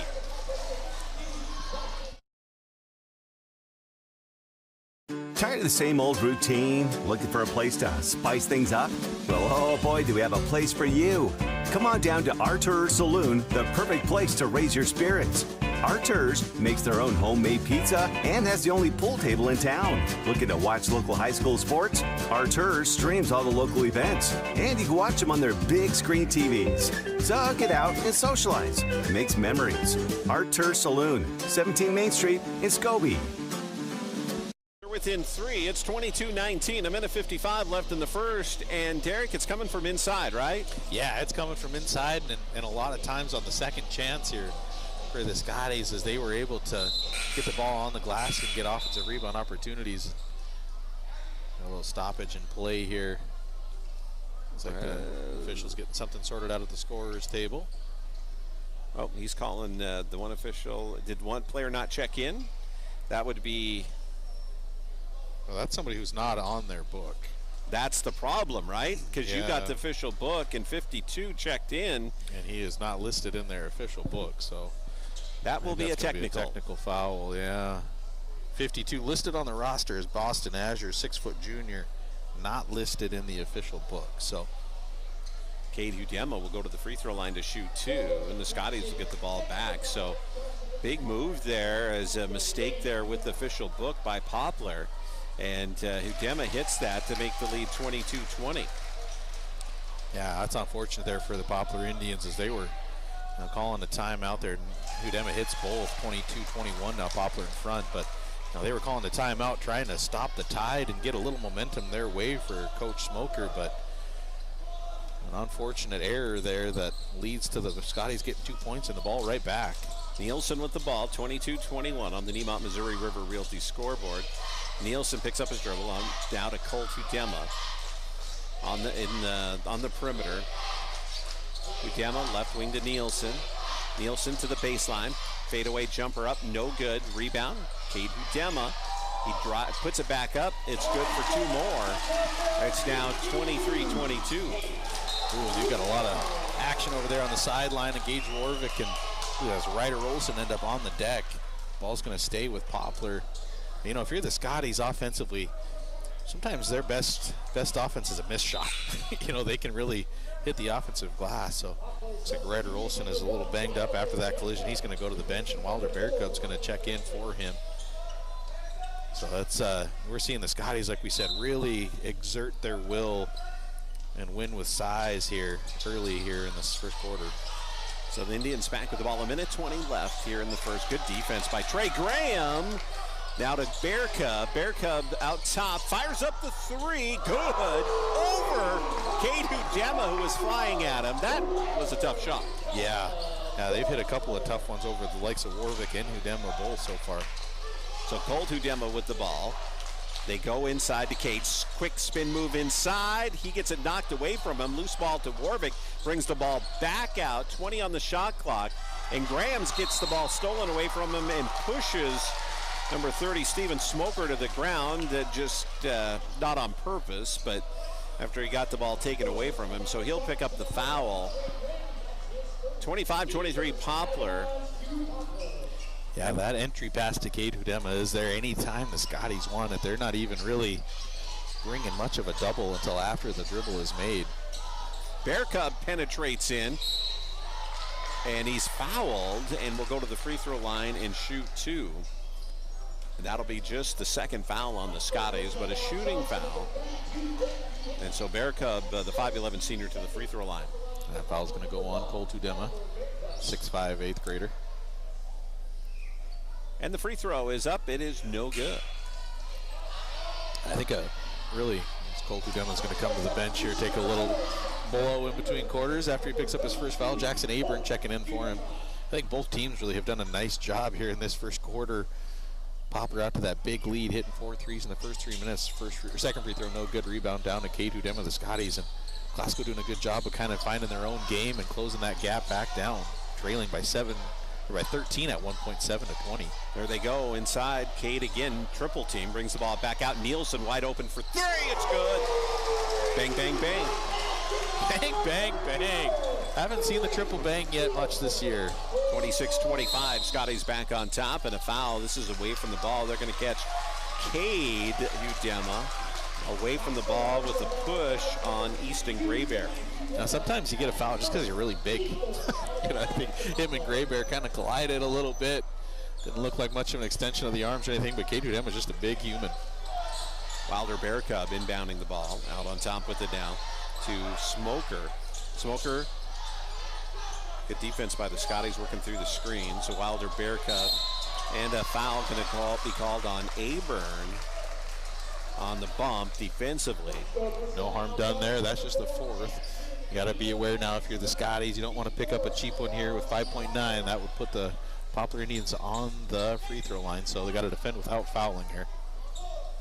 And they throw it away. Nielsen with the steal, 4 seconds remaining. Nielsen to Warwick at the buzzer, no good from the free throw line. At the end of one wild first quarter, Scotty's up 26-25 over the Poplar Indians on the Nemont Missouri River Realty scoreboard back in 60. I'm hungry. Me too. What do we eat? Look!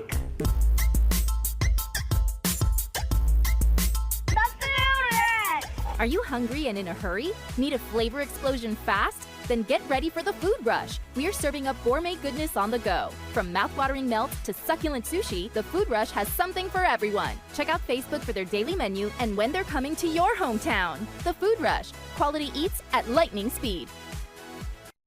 At Daniels Sheridan Federal Credit Union, we're committed to helping you improve your financial life and achieve your goals. As a not-for-profit financial institution owned by community members like you, we're able to offer better loan and savings rates, lower fees, and exceptional personalized service. Give us a call or stop by our Scobie or Medicine Lake branch to discuss how we can help you save with low-rate vehicle loans, free checking with rewards, or customized business and ag lending. Find us online at dsfcu.net. could score 26 or 25 points in the first quarter, they would probably be pretty pleased. I think so. I think both teams, both coaches would take that. Like you said, both teams are able to get on the scoreboard in a big way, doing it in very different styles though. Coach Smoker and his group with 4 threes in about the first couple of minutes, and Coach Hanley and his group kind of had to claw their way back in. Went on a nice little 19-5 run to close the quarter and open the second quarter with a 1-point lead as we're still sorting some stuff out here. We have another table issue. Nope. Official gives the thumbs up, so we're good to go. Coach Smoker's looking around and said, "Who filled my book out?" Yeah, they're running lines. Stoltz knocked that ball away, but recovering and tracking it down was Dane Moran. Moran had 8 points, and now a double dribble for Moran. He turns it over. He had 8 points in that first quarter.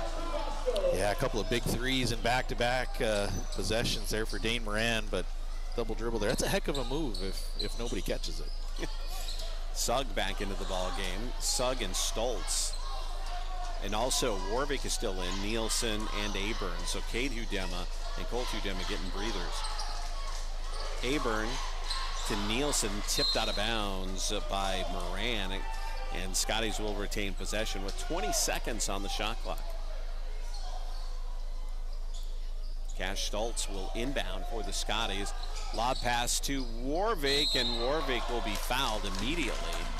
Into the ball game for Poplar, Zayden Bolchief, the 6'4 sophomore, I think got him from behind. Is that who they?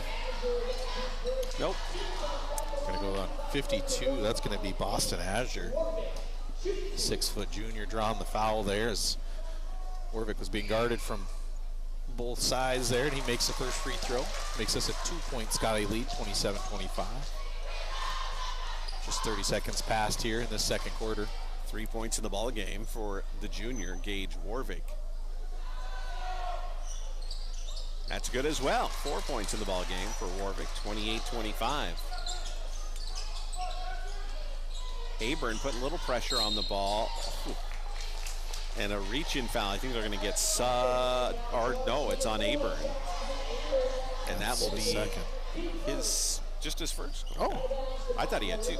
Yeah, look, I thought he picked one up at the end of that first quarter. First quarter, yeah. Yeah, what do we know? Poplar will inbound into the corner. Shot on the way for Azure for 3, up and in. And we're tied up at 28.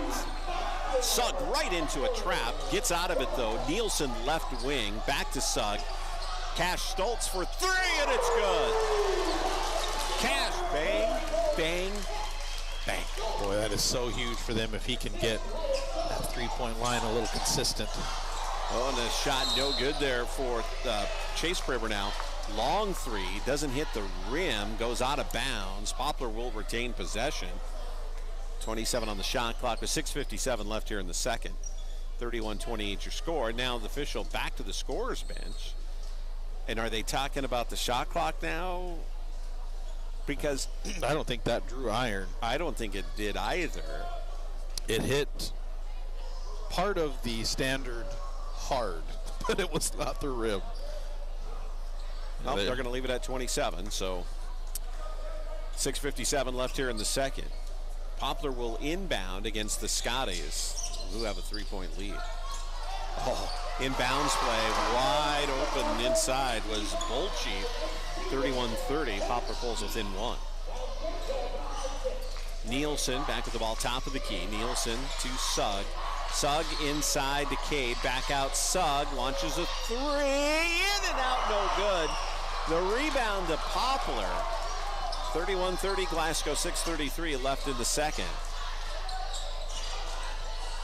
Poplar goes left wing, quick 3 up, no good for Azure. Rebound to the Scotties.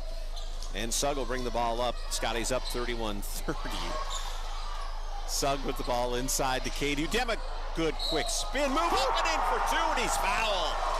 Nice move there from Cade Hudema. He felt heavy pressure there from Bolchief as he was leaning against Hudema. Hudema with a quick spin almost sent Bolchief to the deck as he spun off of him. Was fast. That was quick move there from Cade Hudema able to get to the rim, finish the field goal through the contact. Chance now to make it a 3-point play with the Scotties in front, 33-30. Cade in the ball game. 16 points. Pretty good start. 34-30. And another foul on the Scotties as they put pressure on the ball. And foul will go on Wyatt Sugg, the senior, who picks up his first. Second team foul for Glasgow. Little full court diamond press here for the Scotties. They're trying to generate some extra possession for themselves. Poplar will break the pressure down to Azure. Azure shot no good. Rebound pulled down by Sugg quickly to Stoltz. Stoltz in the open court will slow down. Now goes back to Sugg. Sugg inside Cade. Back out. Cash for three. Boom! It's good. Cash Stoltz makes it 37-30 on his second three-pointer. Ball knocked out of bounds by the Scotties. Poplar will retain possession. Yeah, here we're seeing the Scotties give Poplar a little dose of their own medicine. Boy, this Scotty team, if they're able to stretch the floor like that and make teams pay for doubling and triple teaming all that size inside, they are going to be really tough to stop offensively. Good hands there by Grady Nielsen as Ryder Olsen tried to advance the ball at the sideline. He tips it away. Ball will stay with Poplar right in front of the Scotties bench. And that impressive Scotty logo polo that Coach Hanley is rocking. That's I'm not even sure if it's a polo. I think it's a collared. It's hard to describe it, really. Shot no good up by, that was Bolchief, the rebound to the Scotties. They got a good look inside. Colt Hudema now inside to Cade. Cade triple team, back out. Colt for three, bring it down, nope. Rebound though to Cade, back to Colt. Colt slides through, lays it up, no good. And the rebound pulled down by Poplar. And quickly down the other end, they've got a 3-on-1, and they're going to settle for a long three up by Ryder Olsen. No good. Rebound to Olsen. He takes it right up and in and puts it in. Well, you can't relax when that shot goes up, and that's kind of what we're seeing a little bit from the Scotties. That ball is in the air. They got to get the ball across that court here, but they're relaxing a little bit as that shot is attempted, and that's leading to second chance opportunities as Bolchief reaches over the top of Cade Hudema as they enter the ball into the high post, and that's going to be a foul called against the Poplar Indians. Scotties will have it underneath the basket. So 4:53 left in the second. Scotties leading 37-32. Back into the ball game. Chance Primer now, and coming out will be Zayden Bolchief, the 6'4" sophomore. So the Scotties will inbound. It'll be Colt Hudema to Cade on the perimeter. Cade will get it to Grady Nielsen, right wing, out top to Cash Stoltz. Stoltz will penetrate, kicks it out, Sugg in the near corner, right back to Stoltz. He misses inside. That was a great ball movement by the Scotties. They don't take advantage. Score 37-32. Poplar back with the ball, and a nice steal by Wyatt Sugg. Sugg left wing inside to Cade Hudema. Hudema against three defenders just puts it up and in for two. Yeah, he's just too much size there inside as Hudema, like you said, drew a big crowd, just unable to control that shot as that Riverdale comes down and quickly gets the floater to go right over the top of Cade Hudema. Yeah, Hudema 6'6", 6'7", flying at him, and he put it up and over him, as you noted. Colt Hudema left wing to Cash Stoltz, inside to Cade. Quick inside move again, and this time he runs into a defender who will foul him, and they have no answer tonight. He has 18 points with 3:57 left in the second. Yeah, he's going to that quick spin move, and I think looks like Trey Graham is going to check in here for Coach Hanley, and Cash Stoltz is going to come to the bench. Nice hitch for the young sophomore, but I think we're seeing Cade Hudema. He went to that spin move a lot last year as well, but got called for steps at times. And this time of year, it looks like he's doing a good job getting that ball on the deck. Colt Hudema goes inside, up and in for two. The 8th grader has 10 in the ball game. Poplar back with the ball now. 3:44 left in the second. Scotties lead by 7 from the free throw line. Shots up, no good by Wilder Bear Cub. Rebound to Sugg. The pass down the court, knocked away. Scotties come up with it. Graham inside, up, no good for Graham. Rebound, Colt Hudema up and in for 2. My goodness. Colt Hudema makes it 43-34. Long three, up and in for Dane Moran, making it 43-37. Wild ball game here tonight. Boy, that's a frustrating one if you're Coach Udema or Coach Hanley. You just have to pick up your guy as they're coming down the floor. The Scotties are going to turn this ball over. Never really got into a flow offensively there, but that's a tough one for Coach Hanley, as his team had all the momentum in the world. Grady Nielsen's going to check out here, and Gage Warvick coming in for the Scotties. Poplar with the ball, working 3 minutes to go in the second quarter, 43-37, Scotties in front. That's Wilder Bear Cub with the ball left wing. And a foul. They're going to catch Sugg, who was working him pretty hard over there. The official let it go a couple times. Finally, they catch him the third time. Yeah, good aggressive defense there from Wyatt Sugg until it became a foul. Gets a attaboy from Coach Sugg from Coach Hanley as he goes to the bench, and Cash Stoltz checks in for him. Poplar will inbound. Pass tipped into the hands of Poplar. Bear Cub has the ball, kicks the ball back out, three-pointer for Moran, no good. Rebound to Cash Stoltz. Stoltz now runs into a double team, jump pass out of it. Cole Tudema now to Cash, shot blocked. Loose ball picked up though by Cole Tudema. Trey Graham and a travel on the Scotties. Yeah, 2:29 left in the second. Little slide into that gather step for Trey Graham. Caught taking steps. Scotties had numbers there as it looked like Moran went down. A little bit of pain there after a collision with Cash Stoltz, unable to capitalize. Back with the ball now. Poplar down by 6. Smoker gets the ball across. That's Moran driving through. What a move. Nifty up and under. All that length for the Scotties, and he's able to weave right through them, get under those outstretched hands, and put it on the glass for 2. 43-39, 4-point lead for Glasgow. 2 minutes left here in the second quarter. Graham, his pass through the hands of Warvick, and Poplar's out on the break and picked up and laid up and in. And a foul. What an effort and body control by Ryder Olson. I think that actually they were going to call it goaltending if that didn't go in. So no foul on the play, but the basket will count. I think that was the whistle. Not taking anything away, though, from what Ryder Olson did. Yeah, that was impressive to finish over the top of Cade Udema there as he was rattling the entire standard. 43-41 as Poplar on a run now. See if the Scotties can withstand it. 1:40 left here in the second. They go inside. Udema from the baseline up and in for 2. And that time, they really didn't surround him, and he got a really good look on the baseline, the fadeaway. And we're going to have a whistle and a foul on Graham as he'll foul Ryder Olson, the 6'1 junior.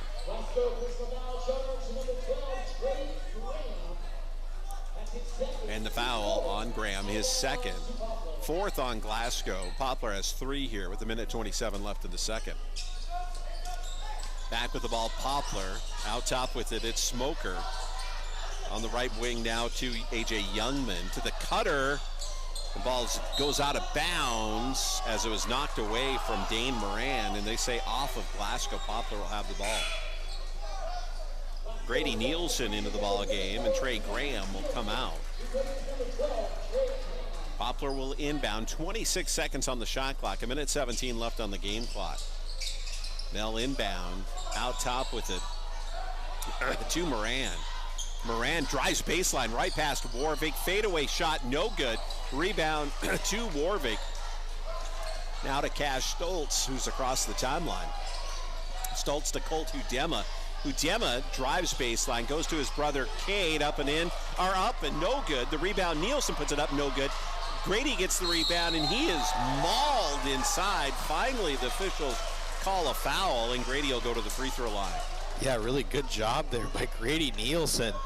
Looked like that was going to be clearly a Poplar defensive rebound. He came flying out of nowhere, able to get that first rebound, and then just showed really impressive strength and athleticism to get that second chance opportunity for himself. Free throw good. 46-41 now with 52.3 to go in the second quarter. One more free throw coming from Grady Nielsen, a senior, committed to Minot State University to play football next year. Free throw up and good. 47-41 now. Ryder Olson working with the ball in the backcourt. So the Indians to get a 3 attempt, no good for Olson. The rebound out of bounds off of the Scotties. Poplar will retain possession here. With just 43 seconds left in the second quarter. Again, 47-41 on the Nemont, Missouri River Realty scoreboard. That pass knocked out of bounds, tipped out of bounds. So hard to inbound the ball against somebody like Colt. Damn, was 6'5" and rangy. Those passing angles aren't as easy as they would be if it was me defending that inbound. Three-pointer up and in. That's Steven Smoker. Cuts the lead to 3, 47-44. Stolk bringing the ball up against the pressure. Cash will get it across, the sophomore. Getting pushed out, now left wing to Nielsen. Grady, the senior. High post to Warvik. Warvik takes it to the hole and he's fouled. Good awareness there by Gage as he got that ball slapped away from him. He picked it up and just went straight to the basket. Yeah, Gage, I think, had no idea at first where people were coming from because they were coming from all angles. And then he ended up with the ball and it was kind of like, look what I found, a wide open lane. Free throw up and good, as that foul was the 5th team foul on the Indians. So that's 2 free throw for Gage Warvik. 48-44 now. Jackson Aburn is going to check in here for Cash Stoltz. 14.9 seconds to go in the second quarter. Second free throw coming from Gage Warvik. 5 points in the ball game for Warvik. Make it, oh, he misses it. Got a free throw line violation against Poplar. So Warvik will have another crack at that second free throw. 48-44, 14.5 seconds left here. Up and in, 49-44. Into the second quarter, 12 seconds left. Ryder Olson to Dane Moran. Moran at the free throw line, up over Aburn, no good. The rebound, Cade Udema, his outlet pass stolen away. And the shot at the buzzer, not in time, didn't go in, but it wouldn't have counted. So 49-44, wild first half here in Glasgow in this District 2B conference matchup between Glasgow and Poplar. Scotties have the lead here at the half, though, 49-44 on the Nemont, Missouri River Realty scoreboard. We'll take a break, and Derek will go through some numbers for you in 2 minutes.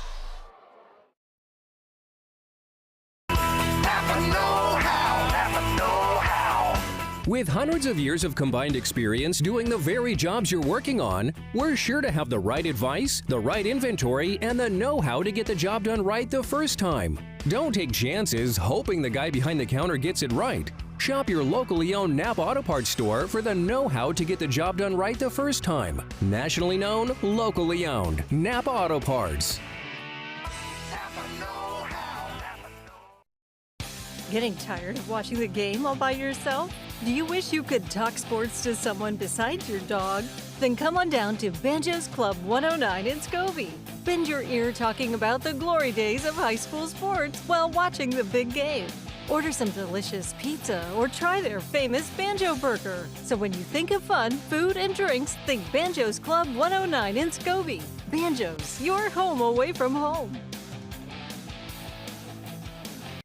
Out here on the prairie, we have 2 types of animals, our livestock and our family. At High Prairie Veterinary Clinic, we treat every animal with care and compassion they deserve. From routine checkups to emergency care, our experienced team is here for you, keeping your stock healthy and your beloved companions happy. We're your trusted neighbors, after all. Their health is our heartland. High Prairie Veterinary Clinic, 420 Cascade Street in Wolf Point.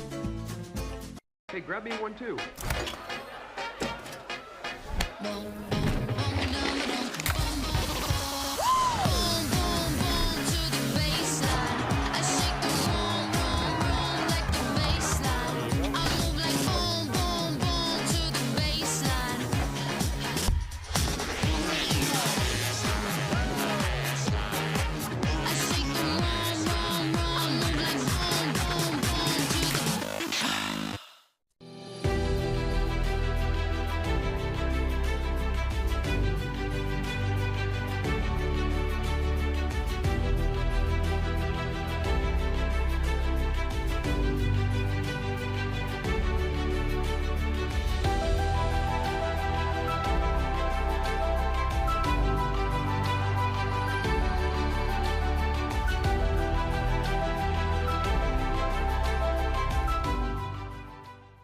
Nemont.TV would like to thank the following businesses who made today's broadcast possible. Book your next meeting or party with Farmer Farms Event Center. Kitchenette, refrigerator, and freezer space. To reserve, call 783-7113 or through their Facebook page. Prairie Hills Seed Company, 401 East Northern Avenue in Plentywood. Call or text Brent today at 765-7658 for all your seed cleaning needs. Your mom got a new tractor? Can't you see in the dark? Can do. Deer with ease? Can do. Bale hay all day? Can do. I'm out of here. Pleasant Prairie Brewing, where the vibes are strong and the strangers are high-fiveable. Hit up Facebook to see what's new. Beers brewed. Today's play-by-play announcing brought to you by KLTZ in Glasgow. KLTZ, the voice of Northeast Montana. 1240 and 93.5 KLAN on your radio dial. Check them out at kltz.com. We're here for agriculture, Nutrient Ag, helping local growers turn their hard work into success, leading the field with ag chemical sales, fertilizer, soil sampling, custom application, and crop consulting. The friendly staff at Nutrient Ag will be there to get you started. A proud sponsor of all things local. We're here for the little guy with big guy dreams. Nutrient Ag, serving the best farmers of northeastern Montana. Tired of the same old routine? Looking for a place to spice things up? Well, oh boy, do we have a place for you. Come on down to Artur Saloon, the perfect place to raise your spirits.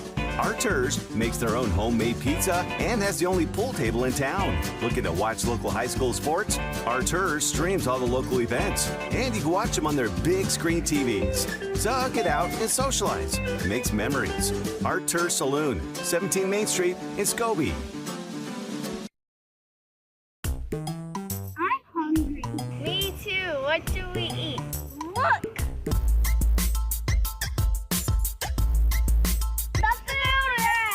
Are you hungry and in a hurry? Need a flavor explosion fast? Then get ready for the food rush. We're serving up gourmet goodness on the go. From mouth-watering melts to succulent sushi, the Food Rush has something for everyone. Check out Facebook for their daily menu and when they're coming to your hometown. The Food Rush. Quality eats at lightning speed.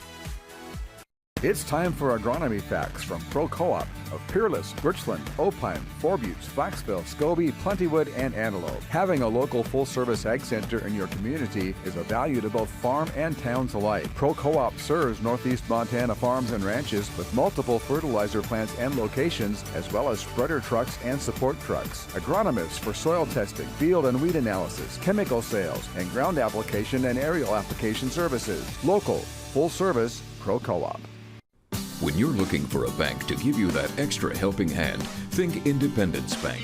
Not only can we offer you all your banking needs, but we are locally owned, and achieving success through the consistent commitment to our communities and our customers is our top priority.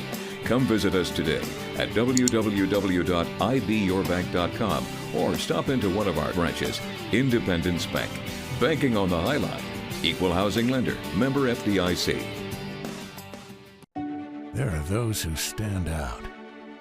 When Mother Nature sends her best, we never give up and we never rest.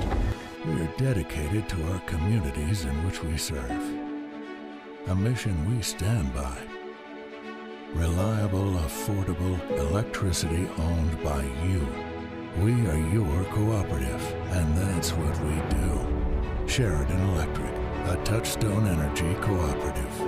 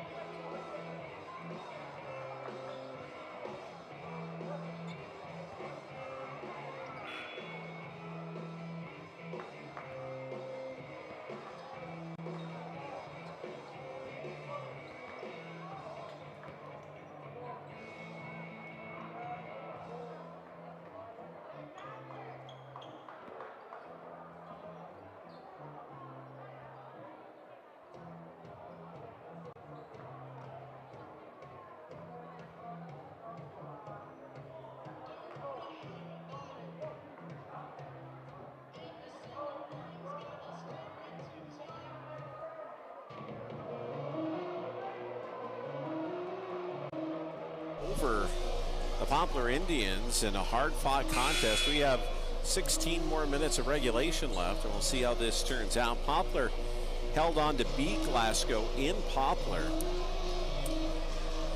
back on December 18th. And you can't, we're after Christmas now, and it's just, you don't want to be losing conference home games. Yeah, if you're the Scotties, this is pretty important. Now you're sitting at 1-2 in conference play, a big matchup against the Mustangs tomorrow coming in, and yeah, you really don't want to go in 1-4 in conference play, that's for sure, if this weekend goes poorly. Stoltz with the ball to Nielsen. Nielsen up and in for two. Such a big, strong kid, 51-44. Yeah, good defense, I think, by Poplar. He was just able to finish through the defense. And they're going to get free for a three, and it will not go. The rebound to Cade Udema. That was Wilder Bear Cub who put the three up. Colt Udema now to Grady Nielsen. Nielsen back to Colt. I mean, well documented. Colt is just an 8th grader. Now to his brother Cade, the junior. To Wyatt. Sugg inside. Nielsen again. No good inside. He wanted a foul. No call from the official. Chase Pribernow over on the right wing to Bear Cub now. 51-44 Glasgow. Just over 7 minutes left in the third. Back to Dane Moran. Moran 13 points in that first half. Into the corner, shot up and in. That's Chase Pribernow. He has 12 and he cuts the lead to 4, 51-47. A little weakness in the corner there against that zone defense. Ball knocked away from Cade Udema, but back with it is Wyatt Sugg. He misses the three. And Poplar down by 4, back with the ball now here early in the third quarter. On the right wing, it's Pribernow, just hit a three. Out top with it now to Dane Moran. On the left wing to Bear Cub, wide open for three, no good. Rebound, Colt Udema. Yeah, looks like that side of that zone getting a little overextended on the top, leaving Grady Nielsen with 2 over there to guard. Inside, Cade Udema missed the first one, got the second one to go, and a timeout for the Scotties. And I'm assuming, talking defense here, 53-47. 6:15 left in the third. Quick timeout, back in 30. There are those who stand out. When Mother Nature sends her best, we never give up and we never rest. We are dedicated to our communities in which we serve. A mission we stand by. Reliable, affordable electricity owned by you. We are your cooperative, and that's what we do. Sheridan Electric, a Touchstone Energy cooperative. 7. We're here at the Nutrient Egg Solutions broadcast booth. Stan Ozark and Derek Beadle with you. And it is Poplar ball after the bucket from Cade Udema. He has 22 tonight. Dane Moran out on the left wing for Poplar to Bear Cub. Pribernow up and in. 3 more. Bang, bang, bang for Pribernow. 53-50. Glasgow's lead cut to 3. A lot like the start of that first quarter here for Poplars. They come out firing. They have really good balanced scoring here tonight. Sugg with the ball. Slides in. Shot is blocked. Credit to block the Chance Pribernow. 53-50 Glasgow. Poplar with the ball inside now out. 3-pointers up. It's no good for Ryder Olson, and it hits the guide wire, and that's a dead ball. Yeah, off the guide wire there. That's a fortunate break for the Scotties. Looked like that offensive rebound was going to come down to Wilder Bear Cub, but out of bounds off the guide wire. Stoltz brings the ball up the court. Scotties will set this offense up, leading by 3. 3-pointer for Colt Udema is going to be short. It's going to go out of bounds, and Poplar will have the ball after the missed shot. Maybe a little quick there for Colt. 53-50. Yeah, it was rushed a little bit. Didn't get enough lift in that jumper. Ended up with it being a little short off the front rim. Back with the ball now. Poplar, 3-pointer, no good. Up by Pribernow. Rebound, Stoltz quickly down the other end.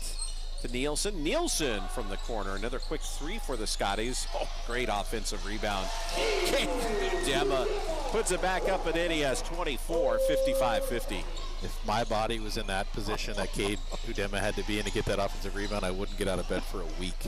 You'd have to go see yourself. I would have to see my, well, yeah. You want to talk about young kids being flexible. Ooh. Oh, a steal. Oh, Grady Nielsen almost had a steal. Instead, the ball back to Poplar. And a wide open three for Dane Moran is no good and bounces out of bounds. Scotties catch a break, and the ball back to Glasgow, leading 55-50. Yeah, Dane Moran might as well have been the only one in the gym on that three-point attempt. Really fortunate. He is a sharpshooter.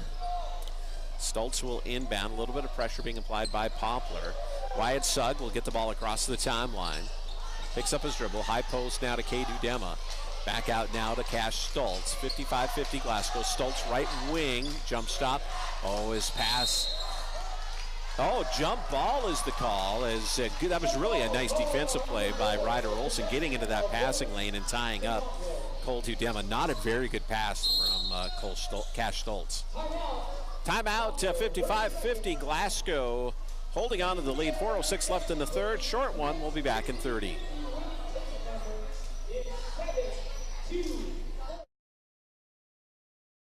Time sure flies when you're having fun. Our lives are made up of working through the day-to-day, supporting the ones we love, and enjoying those special moments that make it all worthwhile. As Montanans, we are resilient, resourceful, and all about preserving our way of life that we are proud to say defines us. At Stockman Bank, our sole focus is serving the people of Montana. We are Montana's brand of banking. We are Stockman Bank.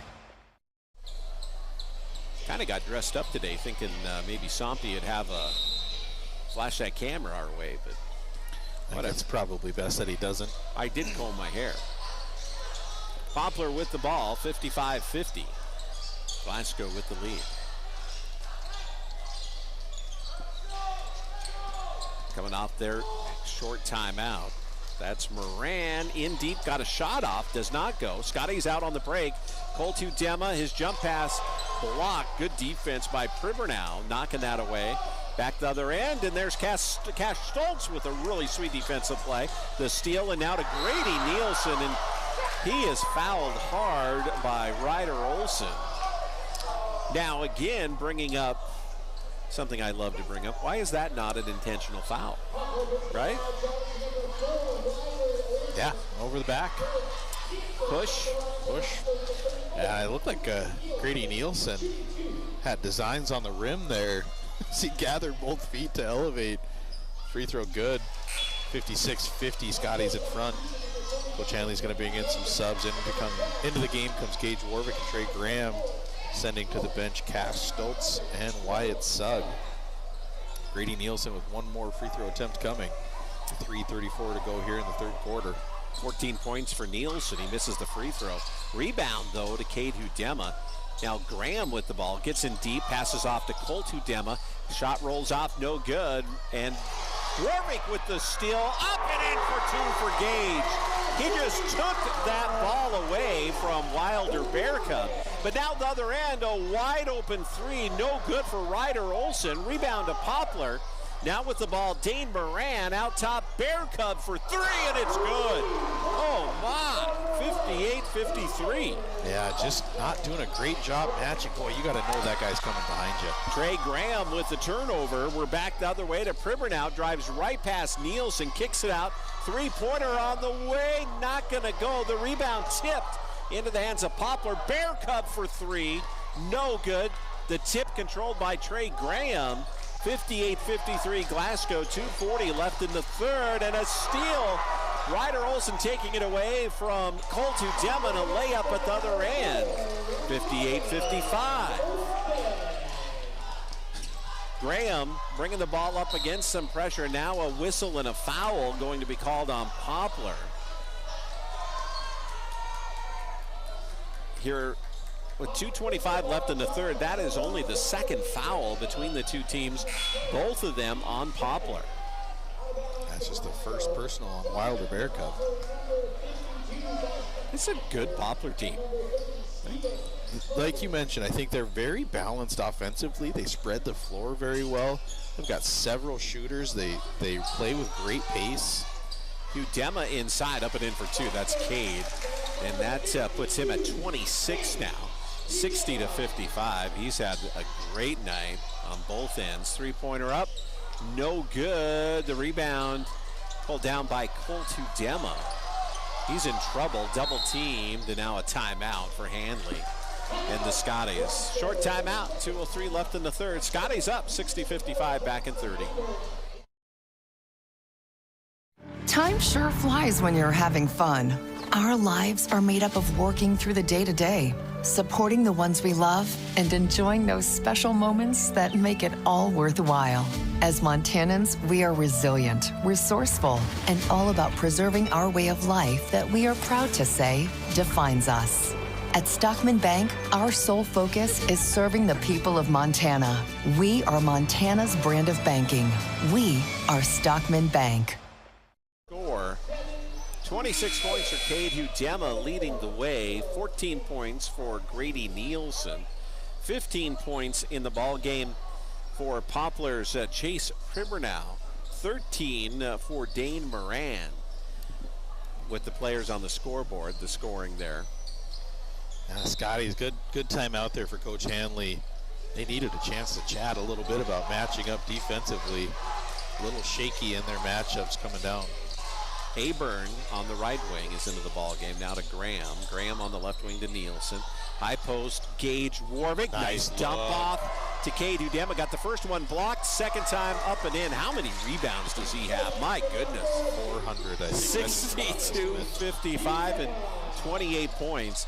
Three-pointer up, no good for Poplar. Rebound to Glasgow. They go inside to Cade Udema. He's back out now to Aburn. Wide open from the free throw line. Launches it, no good. The rebound, we're going to have a foul, and they'll catch Graham on the reach-in on the foul. And again, that is the first foul on Glasgow with a minute 24 left in the third. Scotty's lead by 7. Third personal on Trey Graham. And the ball up the court. Steven Smoker, the 5'9 sophomore. Smoker out top with it now to Pribernow. Pribernow gets the mid-range jumper. It's up, it's no good. Rebound Warwick. And they're going to catch Warwick on the push from behind on the rebound. Yeah, Gage Warwick, big kid, really fights for that, for real estate on that glass. Just caught with a little too much contact there. Poplar will inbound the ball. Boston Azure into the ball game. Out top, three-pointers on the way, no good for Smoker. Rebound to Glasgow, and Poplar's cooled off in the last minute or two. Glasgow has that 7-point lead. Nielsen on the left wing. Oh, the pass almost stolen away. Cade Udema tracks it down. Back to Aburn, 18 on the shot clock for Glasgow, 45 on the game clock. Graham, left wing to Aburn. Aburn spots up, jumpers up, no good, and a foul on the rebound, and there's going to be a push. And we'll see what Scotty, big guy, got that. That's going to go on Gage Warwick. Again, trying to clear a little bit of room out. Swim move, and a swim move from somebody that big moves humans. 62-55, 32 left in the third quarter. Ball's knocked away from Pribernow. Comes back up with it, shoots a three. It's no good. The rebound inside, shot up, blocked by Warwick, but it comes right back to Moran, who shoots a three. That's no good. Oh my goodness. Poplar with the steal, and they get a layup underneath from Pribernow after an errant pass by the Scotties. Boy, that could come back to haunt you.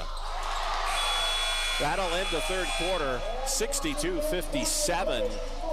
Glasgow holding on to a 5-point lead as we head to the fourth quarter on the Nemont, Missouri River Realty scoreboard, back in 60. Montana. We are proud to say it's where we live and where we work. The vibe is different here. We are friendly, caring, hardworking, resilient, and resourceful. No one else covers Montana or cares for Montana more than Stockman Bank. To us, Montana isn't just a place. It's the only place we do business. That's why we are Montana's brand of banking. We're here for agriculture, Nutrient Ag, helping local growers turn their hard work into success, leading the field with ag chemical sales, fertilizer, soil sampling, custom application, and crop consulting. The friendly staff at Nutrient Ag will be there to get you started. A proud sponsor of all things local. We're here for the little guy with big guy dreams. Nutrient Ag, serving the best farmers of northeastern Montana. Here at Scotty Gymnasium, 62-57. Scotty's with the lead. You kind of get the feeling they're letting Poplar hang around a little bit, and Poplar is a very dangerous team. Yeah, like you mentioned, they got a little bit cold there, but still was able to stay in contact, and Kate Udema able to miss that shot, but ball's going to stay with the Scotties as it goes off of Steven Smoker. But, if you're Poplar, you're going to feel pretty good because you missed a lot of shots from good shooters there, and still only down 5 points to open this fourth quarter. Stoltz will inbound the ball. They'll go to Nielsen this time. Nielsen pushes his way inside, misses from about 5 feet out. Rebound, Cade Udema. Now to Sugg. Scotty's get a new shot clock. Nielsen inside, Cade Udema, triple team. Nice dump off to Stoltz. It's knocked away from him, though. That was a good defense coming over by Moran to knock that pass away. Otherwise, Stoltz would have had a layup. Yeah, we're seeing the Poplar Indians really crowd around Cade Udema on the catch, doing what we typically see from teams against him. There he is. He goes now to Sugg inside. Sugg up and in for two. Wyatt with the deuce, 64-57. Good finish there from Wyatt Sugg, and a really good job by Cade Udema again, finding an open teammate when he draws three. Bear Cub all the way to the rim against that big Scotty lineup, and he gets the layup, 64-59. Colt Udema to Cash for three, no good. Rebound pulled down by Nielsen. Nielsen now to Colt from the baseline, no good. Rebound Sugg. Sugg to Nielsen. Nielsen now free throw line. Udema no good, and finally a foul. And that's going to go on the Scotties. I believe that's going to go on Wyatt Sugg. Looks like he and Steven Smoker were battling for some position there. It's going to go on Wyatt Sugg, his third personal. Coach Hanley asking for an explanation there.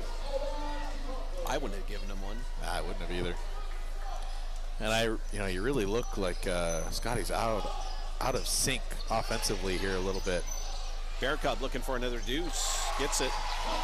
Mid-range jumper, 64-61. He has 12 tonight. And the pressure, the Scotties throw over it. They'll get it to Colt Udema. He goes inside to brother Cade. Cade to the cutter. That's Nielsen. Great move. Lays it up and in. Again, Cade Udema's complete game is just, you see it developing in front of your eyes. Yeah, he's a very willful passer, willing passer, and that Wyatt Sugg's going to pick up his fourth personal there. A little swipe at the ball against Steven Smoker, and Cage Warwick's going to check in for him here. 6:05 to go in the fourth quarter. But he's drawing a lot of attention offensively, as we typically see with Cade Udema, and he is letting his teammates take their opportunities at easy twos as he's drawing a crowd.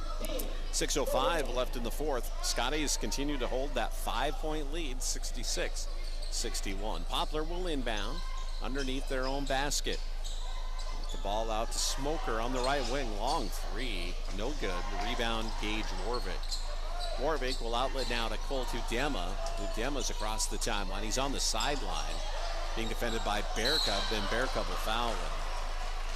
Wilder Bear Cub with his second foul. And that will be the first team foul here in the fourth quarter on Poplar. Second personal against Wilder Bear Cub. Jason Priber now going to check in. Steven Smoker goes to the bench for Poplar. Colt Udema will inbound to Grady Nielsen. Nielsen across the timeline for the Scotties. Now to Cash Stoltz for three from the corner. Bang! Cash Stoltz, the sophomore, 69-61. Big shot there. Oh, that's his well third. Defended. Wilder Bear Cub against Cole Tudema, no good. Got to the rim, rebound pulled down by Nielsen. Nielsen with the hard push inside to Kate Tudema, surrounded, gets the ball taken away. He wasn't really prepared for the pass to begin with, but boy, they covered him up. There's a three on the way, good for Pribernow. He has 20 tonight. It's 69-64. This Poplar team will not go away. Yeah, what a shot there from Pribernow. Looked like the Scotties might space themselves out a little bit. There's going to be a blocking foul as Wilder Bear Cub was defending Cole Tudema along that left baseline. Really impressive from Pribernow. That's a big three to keep game pressure here on the Scotties. 69-64, 5:02 to go in the fourth quarter. Scotties inbounding under their basket. On the floor for the Scotties, they got the big lineup in. Colt, Cade, Grady, Gage, and Cash. With the ball now, Cole Tudema, now to Nielsen. Nielsen on the left wing. Nielsen to Gage inside, he loses it, taken away by Pribernow, and they'll get a layup at the other end to make it 69-66, the layup for Ryder Olsen. So 3-point lead now, 4:40 left here in the fourth, and Stoke will get it knocked away from him. It goes out of bounds. Glasgow will retain possession.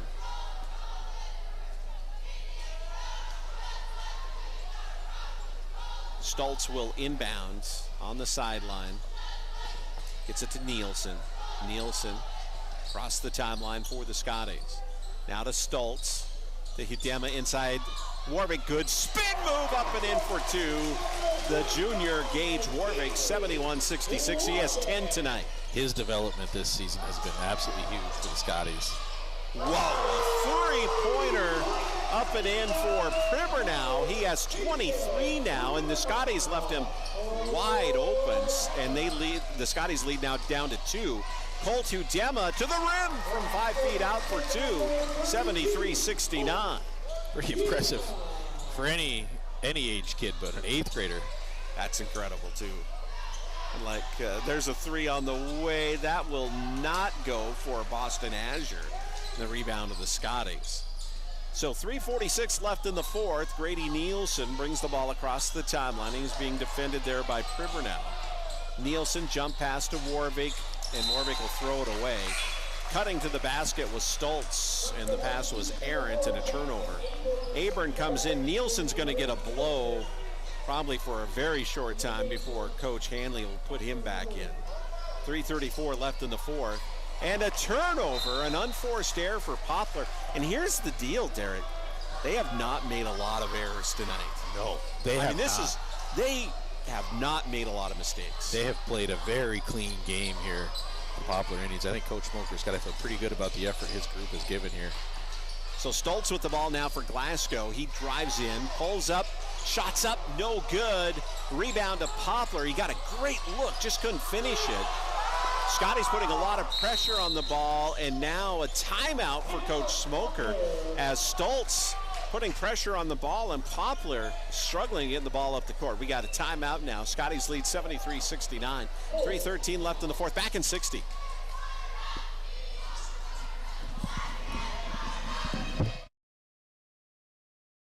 When you're looking for a bank to give you that extra helping hand, think Independence Bank.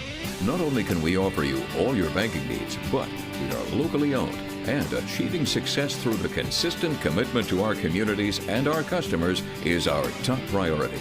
Come visit us today at www.ibyourbank.com or stop into one of our branches. Independence Bank. Banking on the High Line. Equal housing lender. Member FDIC.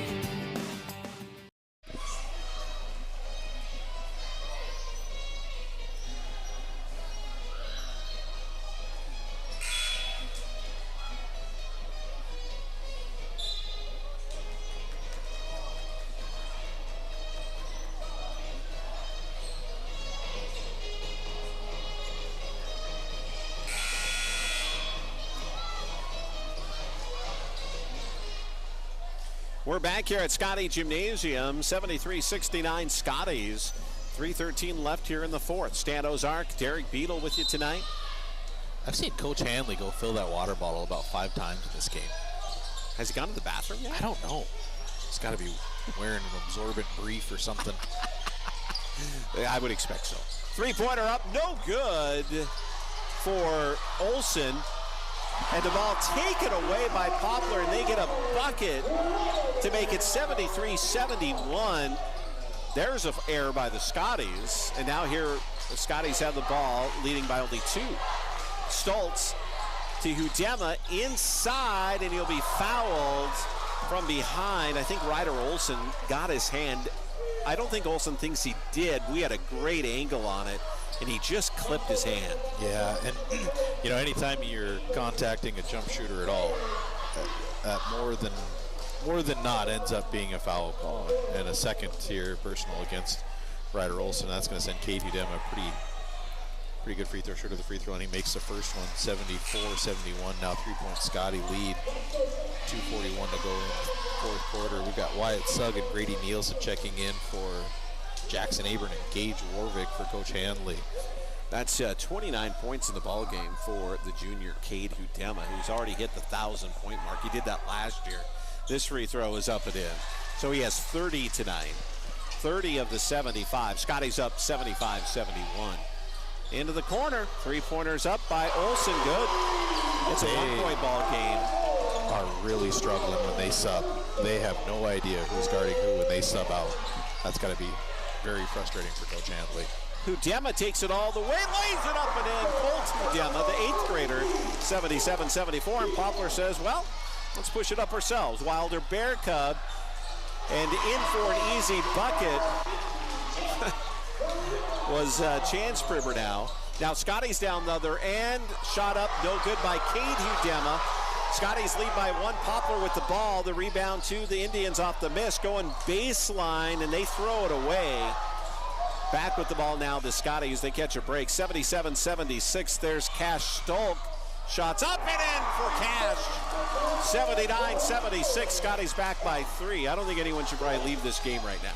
Yeah, this one is looking like it's going to come down to the very end here. Both teams really been playing impressive offensive basketball. Ribbernau's shot for 3 is no good. The rebound to Colt Hudema. He gets it taken away by Bear Cub. Oh, what a play by Wyatt Sugg. So Bear Cub stole it, tried to get that ball to his teammate Olsen, and Sugg steals that ball back on a great defensive play. We're going to keep it here. 79-76, a minute 25 left in the fourth.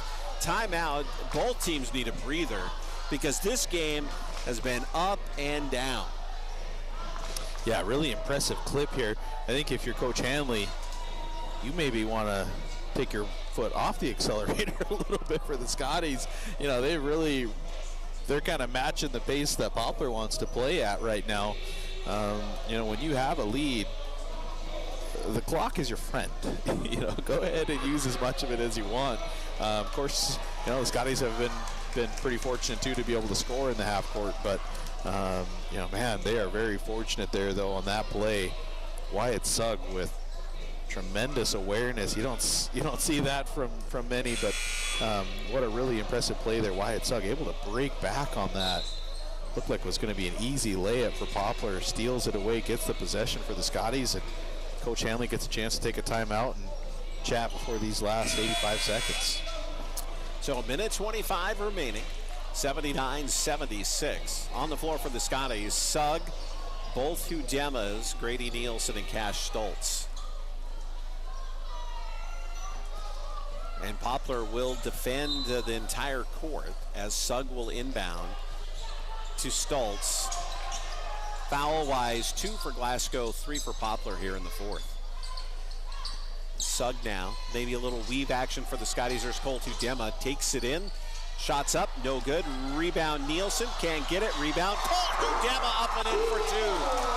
Colt with 14, 81-76. A minute 3 left in the fourth for this very good three-point shooting team. Dane Moran out on the left wing to Pribber now. His pass deflected out of bounds. Poplar will have 22 seconds on the shot clock, 54 on the game clock. Good job defensively for the Scotties, able to chase those shooters, Pribbernow and Moran, off that three-point line, make them put it on the deck. Bear Well, that's an offensive foul there, absolutely. That's an easy call there. Explain what happened. Ryder Olson went to try and, looked like he was trying to set a screen or cut through the key, and two hands right into Wyatt Sugg, pushed him to the ground. That's an easy call. I know Coach Smoker's not happy, but I'm sure when he watches that one back, he's going to understand completely how that one was called. Sugg across the timeline to Cole Tudema. Good job there by the 8th grader, slowing things down a little bit. Jeez. Sugg now inside to Cade, back out to Sugg, back to Cade, to the cutter. That's Stoltz, shot no good. Stoltz gets the rebound, take it back out. Full shot clock now, and now a foul on Poplar. So the shot clock's off. 31 seconds left in the game, and the Scotties a foul on Poplar. That's going to be the 4th on Ryder Olson. That's going to put Wyatt Sugg, the senior, on the free throw line for because it is the 5th. Yes, sir. 81-76, 31.2 to go. Wyatt Sugg has a chance to make this a 3-possession game if he sinks both of these. Sugg, the senior, all-state football player. Free throws on the way, no good. 81-76. What a football season he had. Yeah, pretty impressive. Set a new single-season rushing record for the Glasgow Scotties.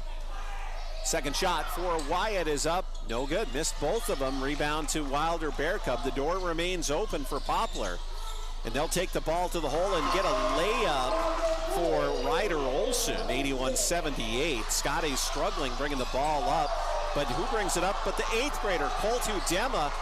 He's across the timeline, and now a timeout for Coach Hanley. 13 seconds remaining. Scotties lead by 3, 81-78. They have the ball. They'll inbound at half court. We'll take a short timeout. Back in 30. At Northern Prairie Auto, a better value begins with better values from us. Just stop in. You'll see that we are built on local Montana trust that you won't see with those big city guys. Our no-pressure sales staff will put you in the right vehicle, and if we don't have it, by golly, we'll find it. Our service staff strives in getting you back out on the road quickly and within your budget. Northern Prairie Auto, located at 100 Highway 2 East in Wolf Point. 78. Scotties lead by 3, 13 seconds left. Poplar already at 5 fouls, so any foul will send the Scotties to the free throw line to shoot. But to get the ball, they're going to need to foul, correct, Derek? Yeah, they have no option now. They've got to foul. You would think if you're Coach Smoker, you're going to try and steal that that inbound initially, and if you don't get it, you got to foul right away. There's maybe 2 or 3 possessions left for Poplar in this game, 3 if they're lucky. So they're going to need a little bit of help from the Scotties if they're going to win this game. Looks like Scotties are going to have an opportunity if they want it to just throw it right into Cade Hudema on the block. Yeah, he's being defended one-on-one by Chance Pribber now, but they don't. They'll get it to Cole Hudema, the 8th grader. He's across the timeline now. 8 seconds remaining, so they let 5 seconds go off the clock. Now the 8th grader Hudema to the free throw line to shoot 2. 8.2 seconds remaining in a 3-point Scotty lead. Yeah, I think that's gonna be it for Ryder Olson, but I think that definitely took 1 possession away. So I think you've got 1 good possession and 2 with a quick shot here if you're the Poplar Indians. So a chance here to make it a 2-possession game with the 8th grader on the free throw line, and he's good. 82-78, that just about does it. So if you're the Scotties, you only have 2 fouls. You can foul as long as you're not fouling a jump shooter, right? So some teams will even let the ball get up the floor a little bit and then foul once the ball gets into the front court, make them take some time off. That free throw was good, and now Bear Cub will shoot the 3. It's no good. 2 seconds remaining. Rebound to Sugg, and the Scotties will win. 83-78. What an effort by both teams. They have to be exhausted after this up and down game. And what an effort by the Poplar Indians coming on the road here, looking to sweep the Scotties during the regular season. They gave everything they had. Just Scotties' size maybe just a little too much, but I'll tell you what, this Poplar team can shoot the ball.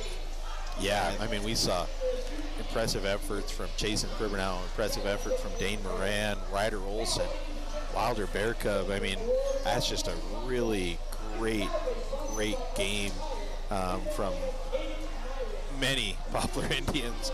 I think they just did a great job. Like you had mentioned, a little bit difficult to deal with the size of the Scotties, but really a great effort from the Poplar Indians. Final score 83-78. Scotties pick up the win, their second conference win of the year, and they're heading into that game with Malta tomorrow night. Big game. We'll take a look at this one, wrap this one up. Back in 2 minutes. At Northern Prairie Auto, a better value begins with better values from us. Just stop in. You'll see that we are built on local Montana trust that you won't see with those big city guys. Our no-pressure sales staff will put you in the right vehicle, and if we don't have it, by golly, we'll find it. Our service staff strives in getting you back out on the road quickly and within your budget. Northern Prairie Auto, located at 100 Highway 2 East in Wolf Point.